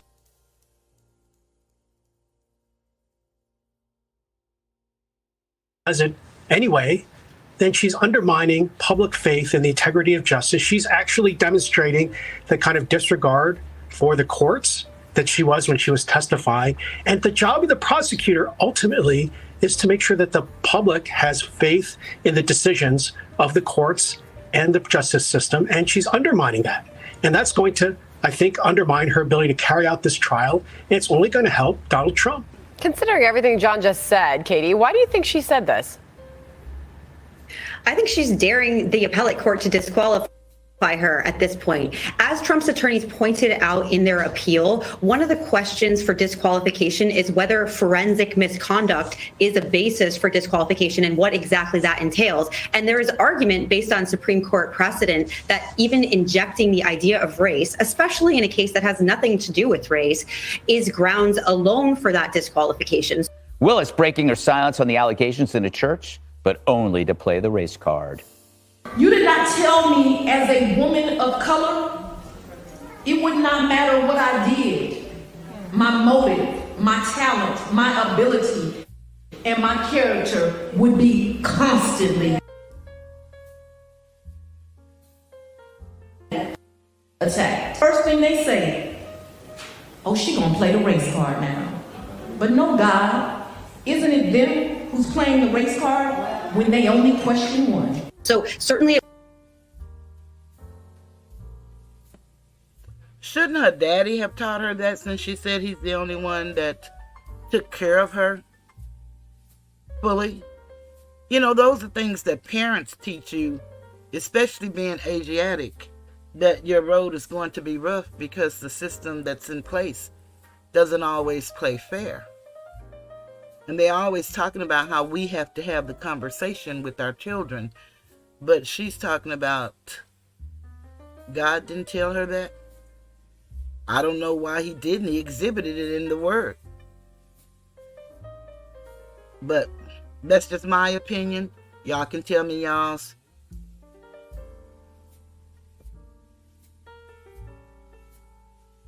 It will be interesting if the appellate court takes up this case, what they make of that. But I think that alone could even form the basis for a disqualification if the court wants to go there. Fulton County District Attorney Fani Willis, who's charging Trump with election interference, hired her lover to prosecute the case, paid him hundreds of thousands of dollars, which he used to take her on romantic vacations, foreign and domestic, and didn't disclose the relationship to anyone and didn't report any of the gifts he gave her at all.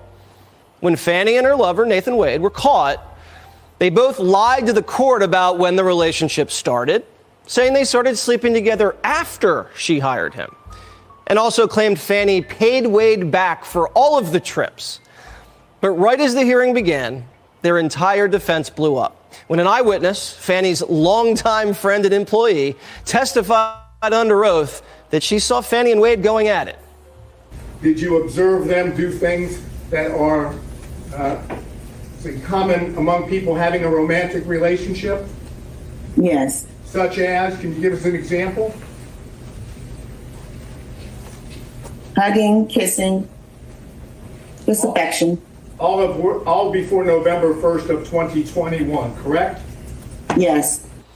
That alone is grounds for Fani's disqualification and destroys the Trump-Georgia case for at least 2 years. So Fani and Wade's lie didn't even last until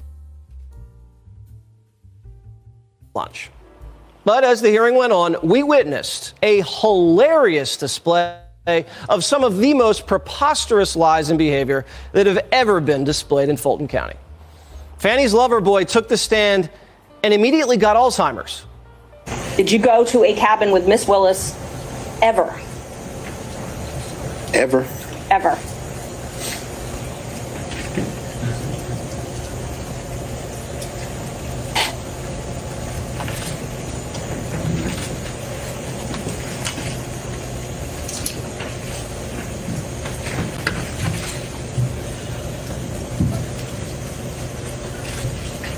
No. You've never gone to a cabin with this? No. So Loverboy got off to a slow start. And then he admitted he was going over to Fani's condo all the time before she hired him, but not for sex, for documents. Isn't it true that you would go to Miss Willis's house in South Fulton County? Occasionally. I've never gone to her house in South Fulton County. You've never gone to her house in South I've never seen her house. You've never gone to a condo in either the East Point or Hateville area with Miss Willis. Wait, that's different. I have gone to a condo in Hateville. You would have been there, as you indicated, for many reasons, right? Yes. Miss Yurdy resided there. Went to visit her. Now, she said she wasn't friends with Miss Yurdy. So why would he be going to Miss Yurdy's house to visit Miss Yurdy? You know, those kind of things are those slips that they don't recognize and don't realize that we hear. And if he was going and they were still friends, that means they were going together, because they asked why would he have been there at the condo. And remember, she and Miss Yurdy didn't live there together, they said. And that was the first thing he said, that Miss Yurdy lived there. Makes you wonder, doesn't it?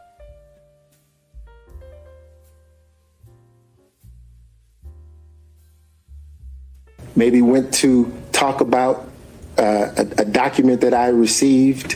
You would go to the condo to talk about a document that you received? Absolutely. Were any of the other attorneys visiting Fani's condo, reviewing documents? No, just Wade. After Fani paid $700,000 to prosecute Trump, Fani and Wade traveled the world together. How did they pay for these romantic trips together? Wade put it on his corporate card. But don't worry, Fani paid him back. They say, in more ways than one. Their story is Fani reimbursed her lover with cash.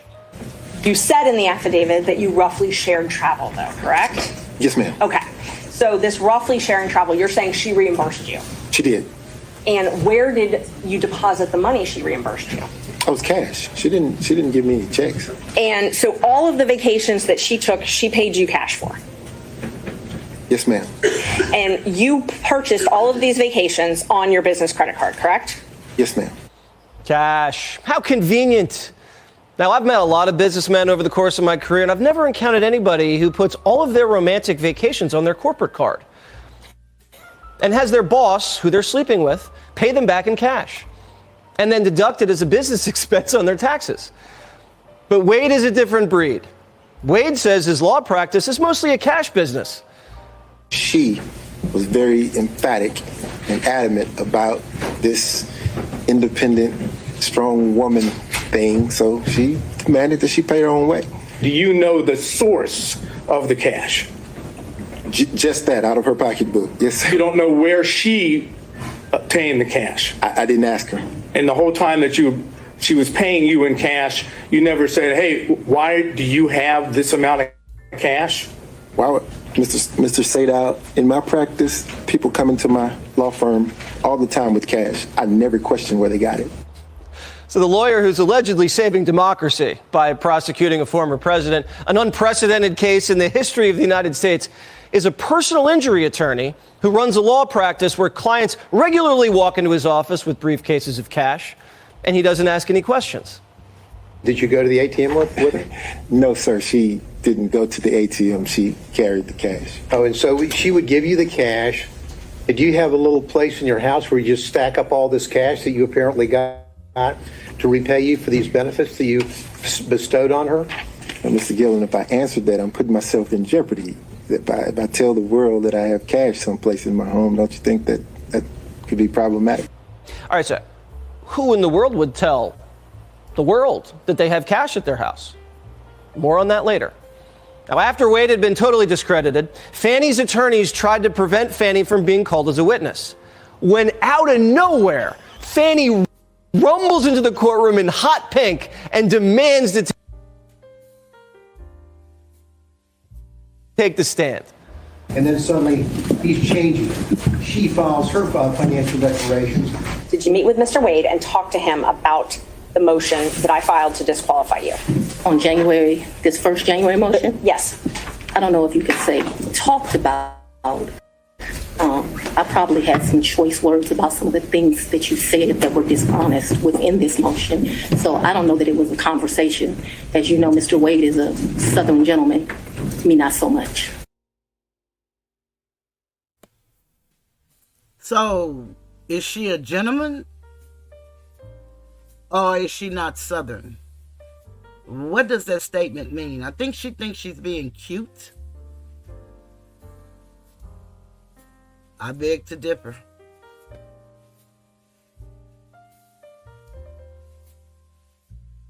For the next 2 hours, Fani was a hot mess, flailing and filibustering.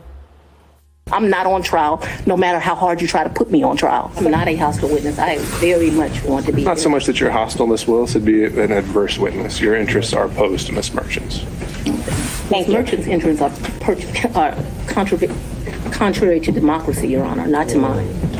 Has he ever visited you at the place you laid your head? So let's be clear, because you lied in this. Let me tell you which one you lied in. Right here.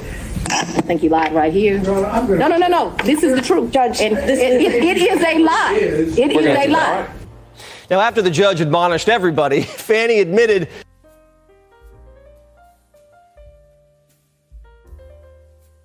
she and Wade had been dining out together for years before she hired him. Maybe I went to his office once or twice, but maybe once. And the purpose for going to his office would have been what? Maybe we would have went to Mellow Mushrooms for pizza, or maybe he would have come for lunch. I'm sure we went by each other's office, though, but not often, not a lot. We both grinded. Oh, grinding. But they went to more than just Mellow Mushrooms. They went to Latin America, the Caribbean. And this was the part of the testimony where Fani was able to exhibit her intellectual credentials. Credentials that you'd expect the DA prosecuting the former president to have. You also said that he was a world traveler and had been on many of the continents. I've been to 6. Have you been on any of those continents with him? Besides this one? Where's Belize? What continent is that? I'm not being funny. I don't know. Let's say with the exception I've been to Belize with him. I've been to the Bahamas with him. I've been with Aruba with him. Don't embarrass me. I'm not sure what continents those are on. Whatever continents those are, that's where I've been.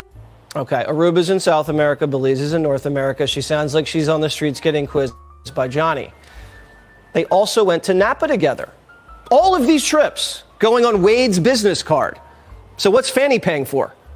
I paid for a bunch of stuff. I think we did 2 different wine tours that you do, which are pretty expensive.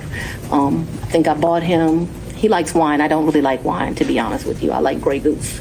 I bought him a bottle of wine while we were there, and the sippings that you do, they would pair champagne, chocolate, and caviar. It was a 3, and it was like 3 different things. Sweden, Russia, someplace else. I'll make that up. But that was the most expensive thing. That trip did not cost me a lot of money. I might have took like $750 in cash on me because we weren't gone very long. The Fulton County DA is eating caviar in Napa while she's prosecuting President Trump. And her boyfriend paid for the flights with taxpayer money. Where'd Fani get all the cash from anyway? I always have cash at the house. That has been, I don't know, all my life. If you're a woman and you go on a date with a man, you better have $200 in your pocket. So if that man acts up, you can go where you want to go. Where did that cash originally come from, if it didn't come out of the bank? Cash is fungible.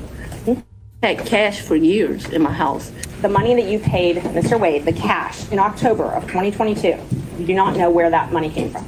I do know where it came from. It came from my sweat and tears. So the top law enforcement officer in Fulton County, Georgia, just announced to the world that she keeps stacks of cash at her house. And she carries wads of cash with her to Belize, wherever that is. So Fani proves she's not street smart or book smart and can't show any ATM withdrawals to prove where she got the cash to pay back Wade.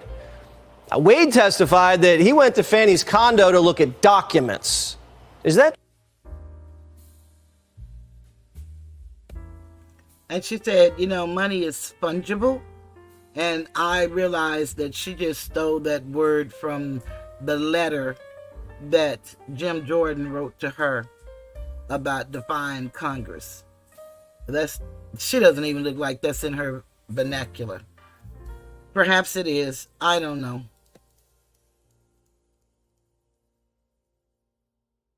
True. What else happened? Yeah, I'm sure he came to visit. I can remember us going, I think the restaurant's Lickety Split. I can remember him picking me up, going to Lickety Split and ordering some food and coming and sitting at my table and eating. So I remember times that he visited me at that condo. Yeah. Lickety Split. Gotta love that place. Rum raisin, rainbow sprinkles, the best. As we learn more about the spicy allegations of a love affair in one of the cases against the ex-pres, Fulton County District Attorney Fani Willis, accused of having an improper romantic relationship with a top prosecutor she brought in to work on the election interference case in Georgia. It allegedly resulted in financial gains for both of them in the form of lavish, vacations. The two went on using funds his firm received for working the case. Willis breaking her silence on the allegations in a church, but only to play the race card. You did not tell me as a woman of color, it would not matter what I did. My motive, my talent, my ability, and my character would be constantly attacked. First thing they say, oh, she gonna play the race card now. But no, God, isn't it them who's playing the race card when they only question one?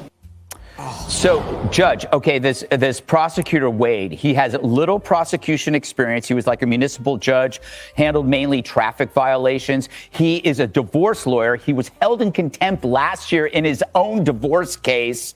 He's making $250 an hour. There's an argument that that's $100 more than an actual expert gets paid. He's been paid $700,000, and yet this is about race.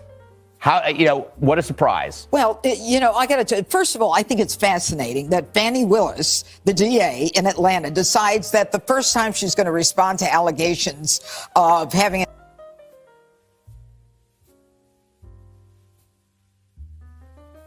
an affair with this guy is in church, where she doesn't deny it. I think one of her better quotes is, she says she's as flawed as they come. You quote, you cannot expect a black woman to be perfect and save the world. Okay, so she accuses people of picking on her and her alleged lover when there were 3 prosecutors she brought on, and they only picked on the one who is also black. The only difference is the only one she allegedly had the affair with was a black guy, not the 2 other white guys. You know what? I'm tired of race being used as a prophylactic for immorality, for incompetence, or for wrongdoing. But here's the real problem. As a DA, you have the opportunity to bring in a special counsel, a special prosecutor, if there is a conflict of interest of some sort, you want to avoid the appearance of impropriety. Was that the case here? No. So why did she bring him on? Was it that she didn't have enough ADAs? No. Was it because RICO, which is what Donald Trump and many of those co-defendants are charged with, was something she had no experience with? No. So none of these reasons are reasons for her to bring on this guy. So you have to wonder, a civil attorney who ran a traffic court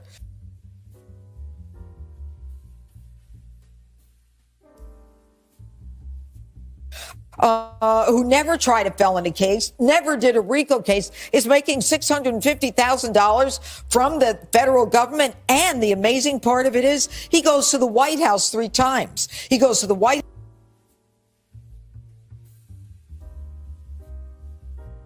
House 3 times to meet with White House counsel in 2022. In May and November of 2022. And he meets with the Democratic heads of the January 6th committee in the same year. Herein lies the rub, though. They go on cruises together. They're having an affair. She is reaping financial benefits after giving him money for a job that he was not qualified for, that she didn't need help for. It's a scam, and she should be disbarred. You know, Jessica, she accuses the media or the critics of racism for focusing on this gentleman, and not because of the affair, but because of his skin color. Couldn't you just as easily say that she's racist for not having affairs with the white prosecutors and instead only having an affair with the black one? That strikes me as racist. Yeah, she should go for Floyd, the RICO expert, who is on her group of special prosecutors. No, I think the race card here, obviously out of line to use that for this, and it undoubtedly looks bad. It doesn't change the fact that Donald Trump was indicted by a grand jury and his co-conspirators as well. He wasn't indicted by Fani Willis and Nathan Wade. So we have to keep our eye on the prize in that sense. The report about him being paid more than Floyd, who is this King RICO expert, apparently the contract that Wade had, it only went.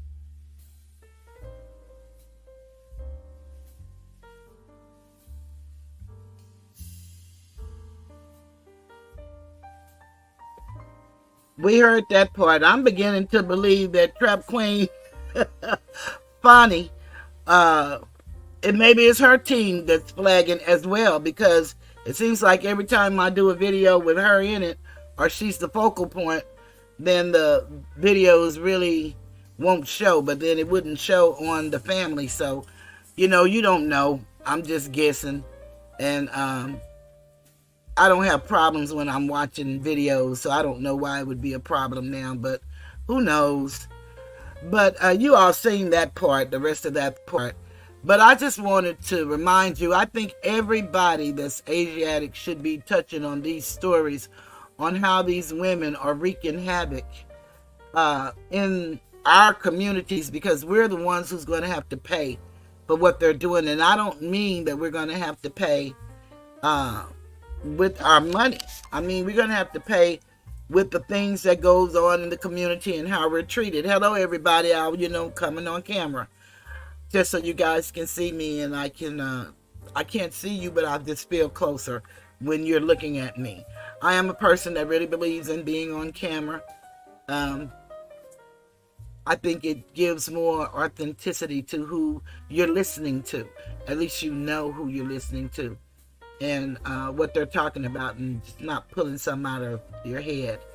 But we've been here almost 4 hours. I truly, truly, truly want to say from the bottom of my heart, I appreciate you guys. I thank everybody that gave me cash apps and super chats. That was just touched my heart, and I appreciate that. It really helps. More than anything, I think it's helping me move into another tax bracket. But, I'll be able to tell when I do my taxes. It's more than a notion to do everything you have to do. One good thing is I'm retired from the IRS, so you don't have to have them done by the 15th as you do when you work there. You have to have them done by the 15th, or they have what they call a 1203 violation, and you will be let go if you don't file timely. Now I'm just an everyday citizen, and so I can take my time like everyday citizens. But it shall get done, because that is one institution that you don't want to play with unless you know what you're doing. And we don't have the knowledge that it takes, so it's best to just, some things you have to conform. That's life within itself. There are things that you're going to have to compromise and come to a consensus on, and things that you don't have to cause problems in your life, then you should stay away from. Some things you cannot help, and you must do what you must do, but there are things that you have to, as an adult, make adult decisions. And a lot of us are indecisive, and we really want to make a decision, but some of us just really don't know how to make decisions. And it all has to do with you and knowing who you are.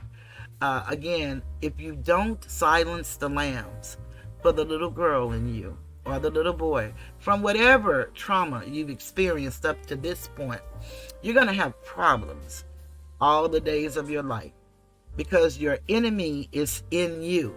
It's not outside. So I think you just should learn your shortcomings and accept them, embrace them, and do what you can to change them, because it is a choice. And a lot of us didn't know we had choices. It's just like the things they tell us about law and everything. They made the language so that only they would comprehend it. And then they hold us to a standard that only a person with a license can practice it. And that's for someone else. But you can do anything in this life for yourself. It's called self-defense. You can be your own attorney general. You can be your own attorney. You can be your own DA. And the only thing about that is the DA is the one that brings the charges. Well, you can't bring a charge, but you can make a complaint so that the charge can be looked at and possibly filed. There are so many things that we do not know. And we have some very analytical and intelligent people, and even they are taught only in the lane that they want us to learn. You got to go outside the box and sometimes go outside of yourself. And if you're a person that's inquisitive and you just wonder a lot, now we have an avenue, and it's called this little thing, the phone. And you can use this little thing here and ask any question that you think is stupid or crazy or you wouldn't dare ask somebody else. Ask Google and then start seeking the answer. Because it is written, if you seek knowledge, if you seek truth, if you seek the all, you will find it. And that's the same if you're looking for something that's against you. So don't get caught up in looking at things that's going to hurt you. Because if you look for something, you might see it. And you might not be able to handle what you see. So you have to protect your heart. Nobody else will. You have to do that. Protect your energy. Protect your peace. Your brain. You got to do that. And then you got to do everything you do it in love. Whether you love the person or not, you have a love of self. Love is giving, not knowing if you're going to ever receive. But if you give, the law of reciprocity will surely give back to you. Not maybe from the same person you gave to. Not maybe when you gave. Not maybe when you need it the most. But I guarantee you, it will happen for you. You're talking to somebody or you're listening to somebody that has lived this life. And I've lived 65 years and I'm grateful. Very grateful. And a lot of these people that are disrespectful, that are rude, that are just obnoxious, they may not make it to 65. But thank goodness that's not my determination. I have nothing to do with that. So that's not nothing I spend my time worrying or thinking about. We just try to do the best we can as individuals.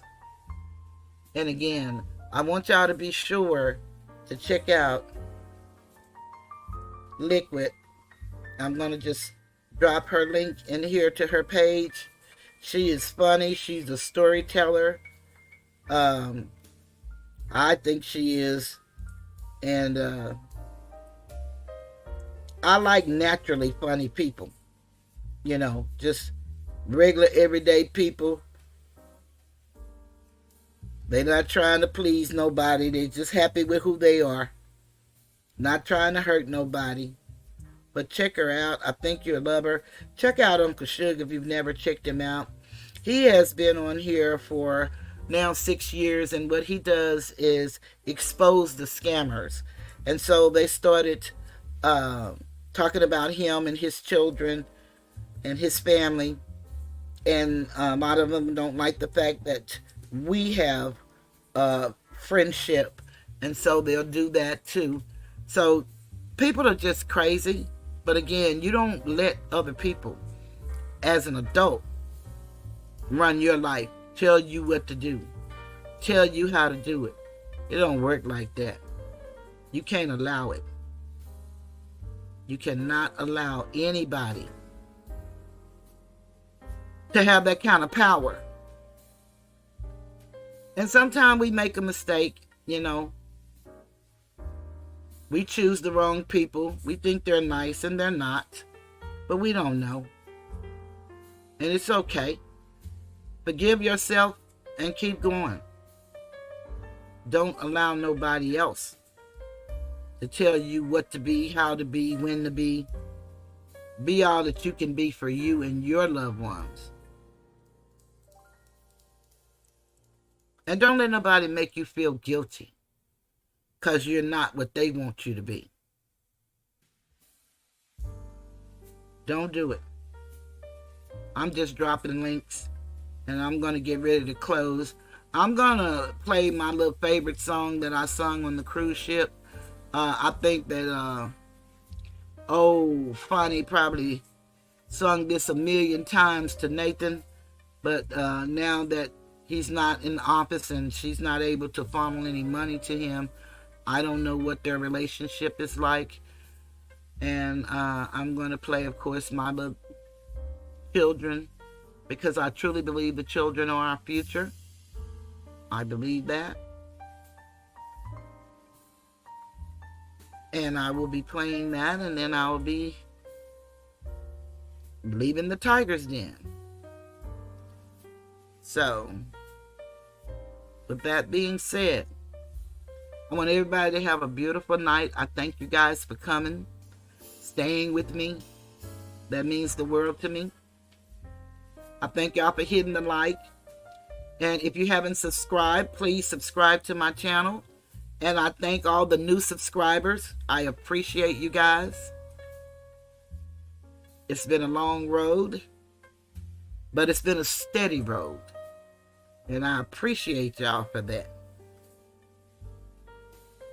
I have some very dear, supportive individuals that show up for me. And that means everything.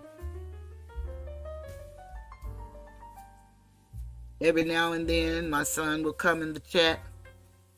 He said he hears mama his whole life, so he just don't want to keep hearing the same old shit every day. He's a loving son. And I never know when he's listening. He'll just pop in and let me know I'm on the right path. And that really brightens my heart. So, I thank you guys very much. Tasha and anybody, if y'all have anything else that y'all might want me to cover or talk about, feel free. If you guys ever want to say something, just let me know in the chat, because I don't drop my link. I'm the show. I'm the star on this stage. But I will share. If you have something that you want to share about, you don't ever have to tell your business. If you choose not to, that's fine. But if you want to have a desire to talk about an issue that maybe can help somebody, then feel free to do that. But just know that this is the World Wide Web, and it's a lot of people on here that are envious. They have an issue with people that love and know themselves and give to others freely. So just know that that's in every area of life. You'll find that anywhere you go.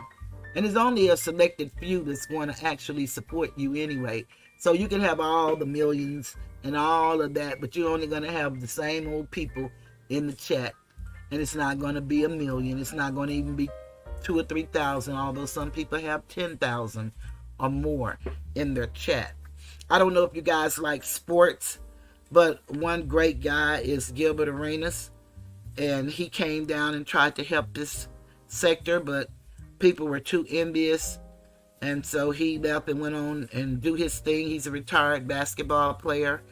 And he really tried to help us and give us ideas on how we could make money. But everybody is so afraid of people making money until they couldn't come together. But he has a nice show. I like to look at it because I don't know nothing about sports. I don't do sports. I don't know sports. But I like the stories that those guys tell. I like the camaraderie that they share one with another. So I'm going to drop his link as well. If you ever decide that you want to check it out, feel free to check it out. Asatar, I got to drop his link. Asatar was one of the men that fought for me and stood with me when I was being bullied. And now he has his own show. You can check him out. Uncle Suge has a book. If you want to know how to eat different and you want to learn about spices and things of that nature, I just dropped that in there. Let me drop acetar in here.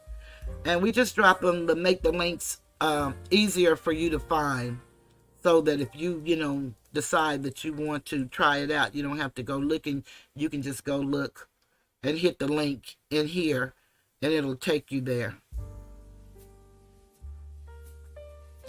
I think I have done and said it all. One more, I got to find acetar and drop his link.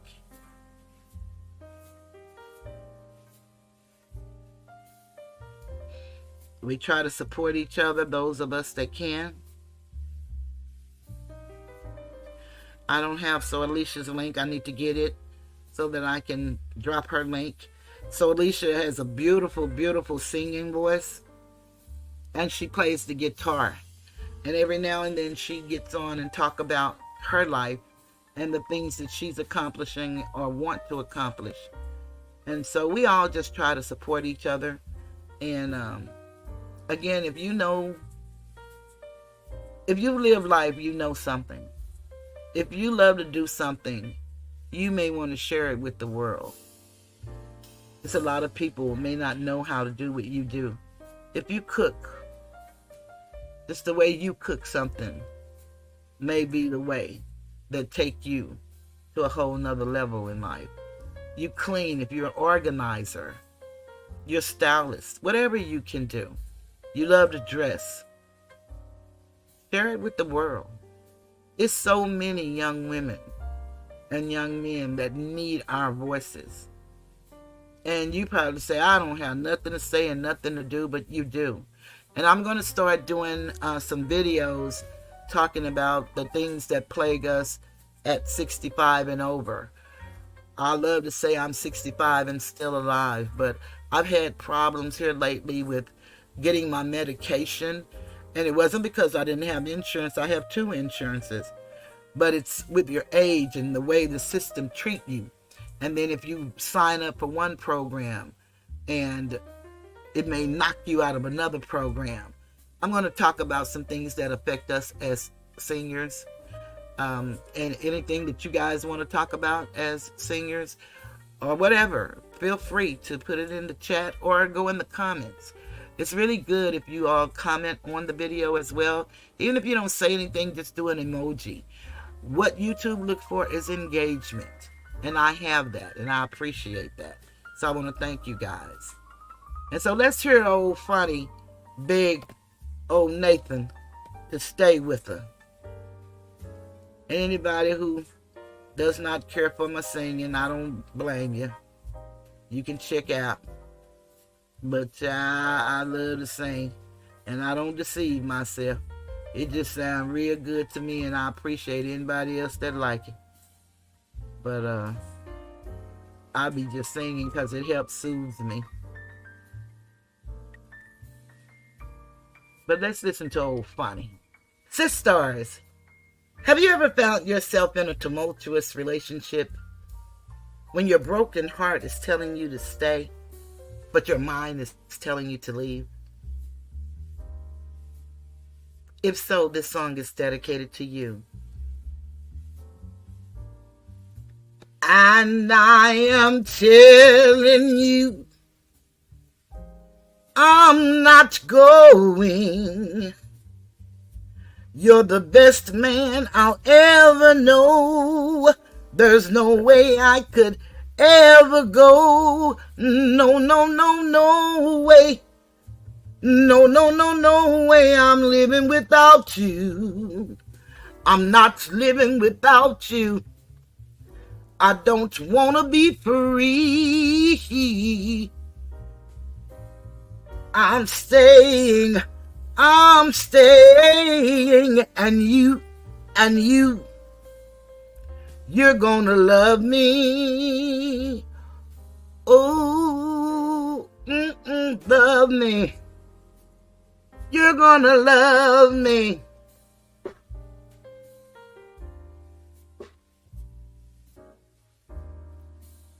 And I am telling you,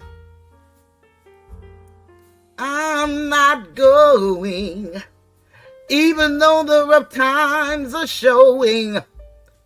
There's just no way, there's no way. We're part of the same place. We're part of the same time. We both share the same blood. We both have the same mind. And time we've had so much to share. No, no, no, no, no, no. I'm not waking up tomorrow morning and finding that there's nobody there. Darling, there's no way. No, no, no, no way I'm living without you. I'm not living without you. You see, there's just no way. There's no way. Tear down the mountains, yell, scream, and shout. You can say what you want. I'm not walking out. Stop all the rivers, push, strike, and kill. I'm not gonna leave you. There's no way I will. And I am telling you, I'm not going.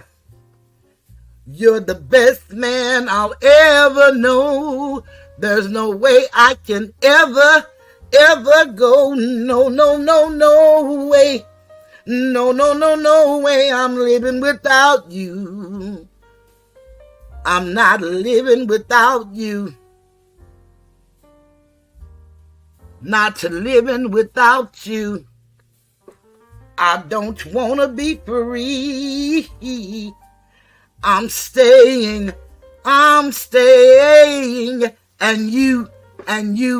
And you're gonna love me.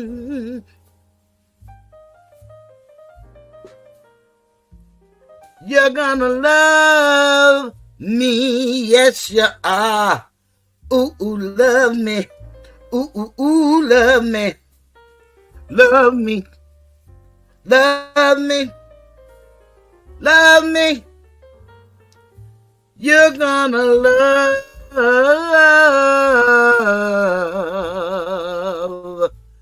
me.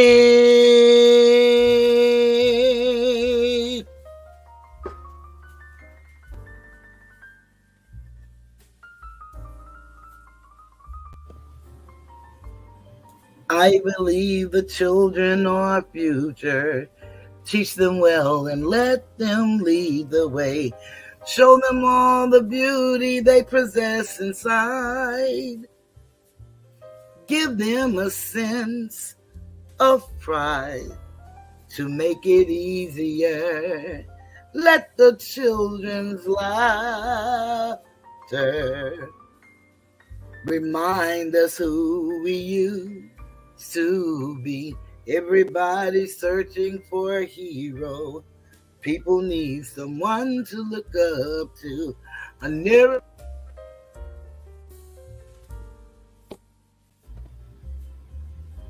I believe the children are our future. Teach them well and let them lead the way. Show them all the beauty they possess inside. Give them a sense of pride to make it easier. Let the children's laughter remind us who we used to be. Everybody's searching for a hero. People need someone to look up to. I never found anyone to fulfill my needs. A lonely place to be. So I learned to depend on me. I decided long ago never to walk in anyone's shadow. If I failed, if I succeed, at least I'll live as I believe. No matter what they take from me, they can't take away my dignity, because the greatest love of all is happening to me. I found the greatest love of all inside of me. The greatest love of all is easy to achieve. Learning to love yourself is the greatest love of all. And if by chance that special place that you've been dreaming of takes you to a lonely place, find yourself in love.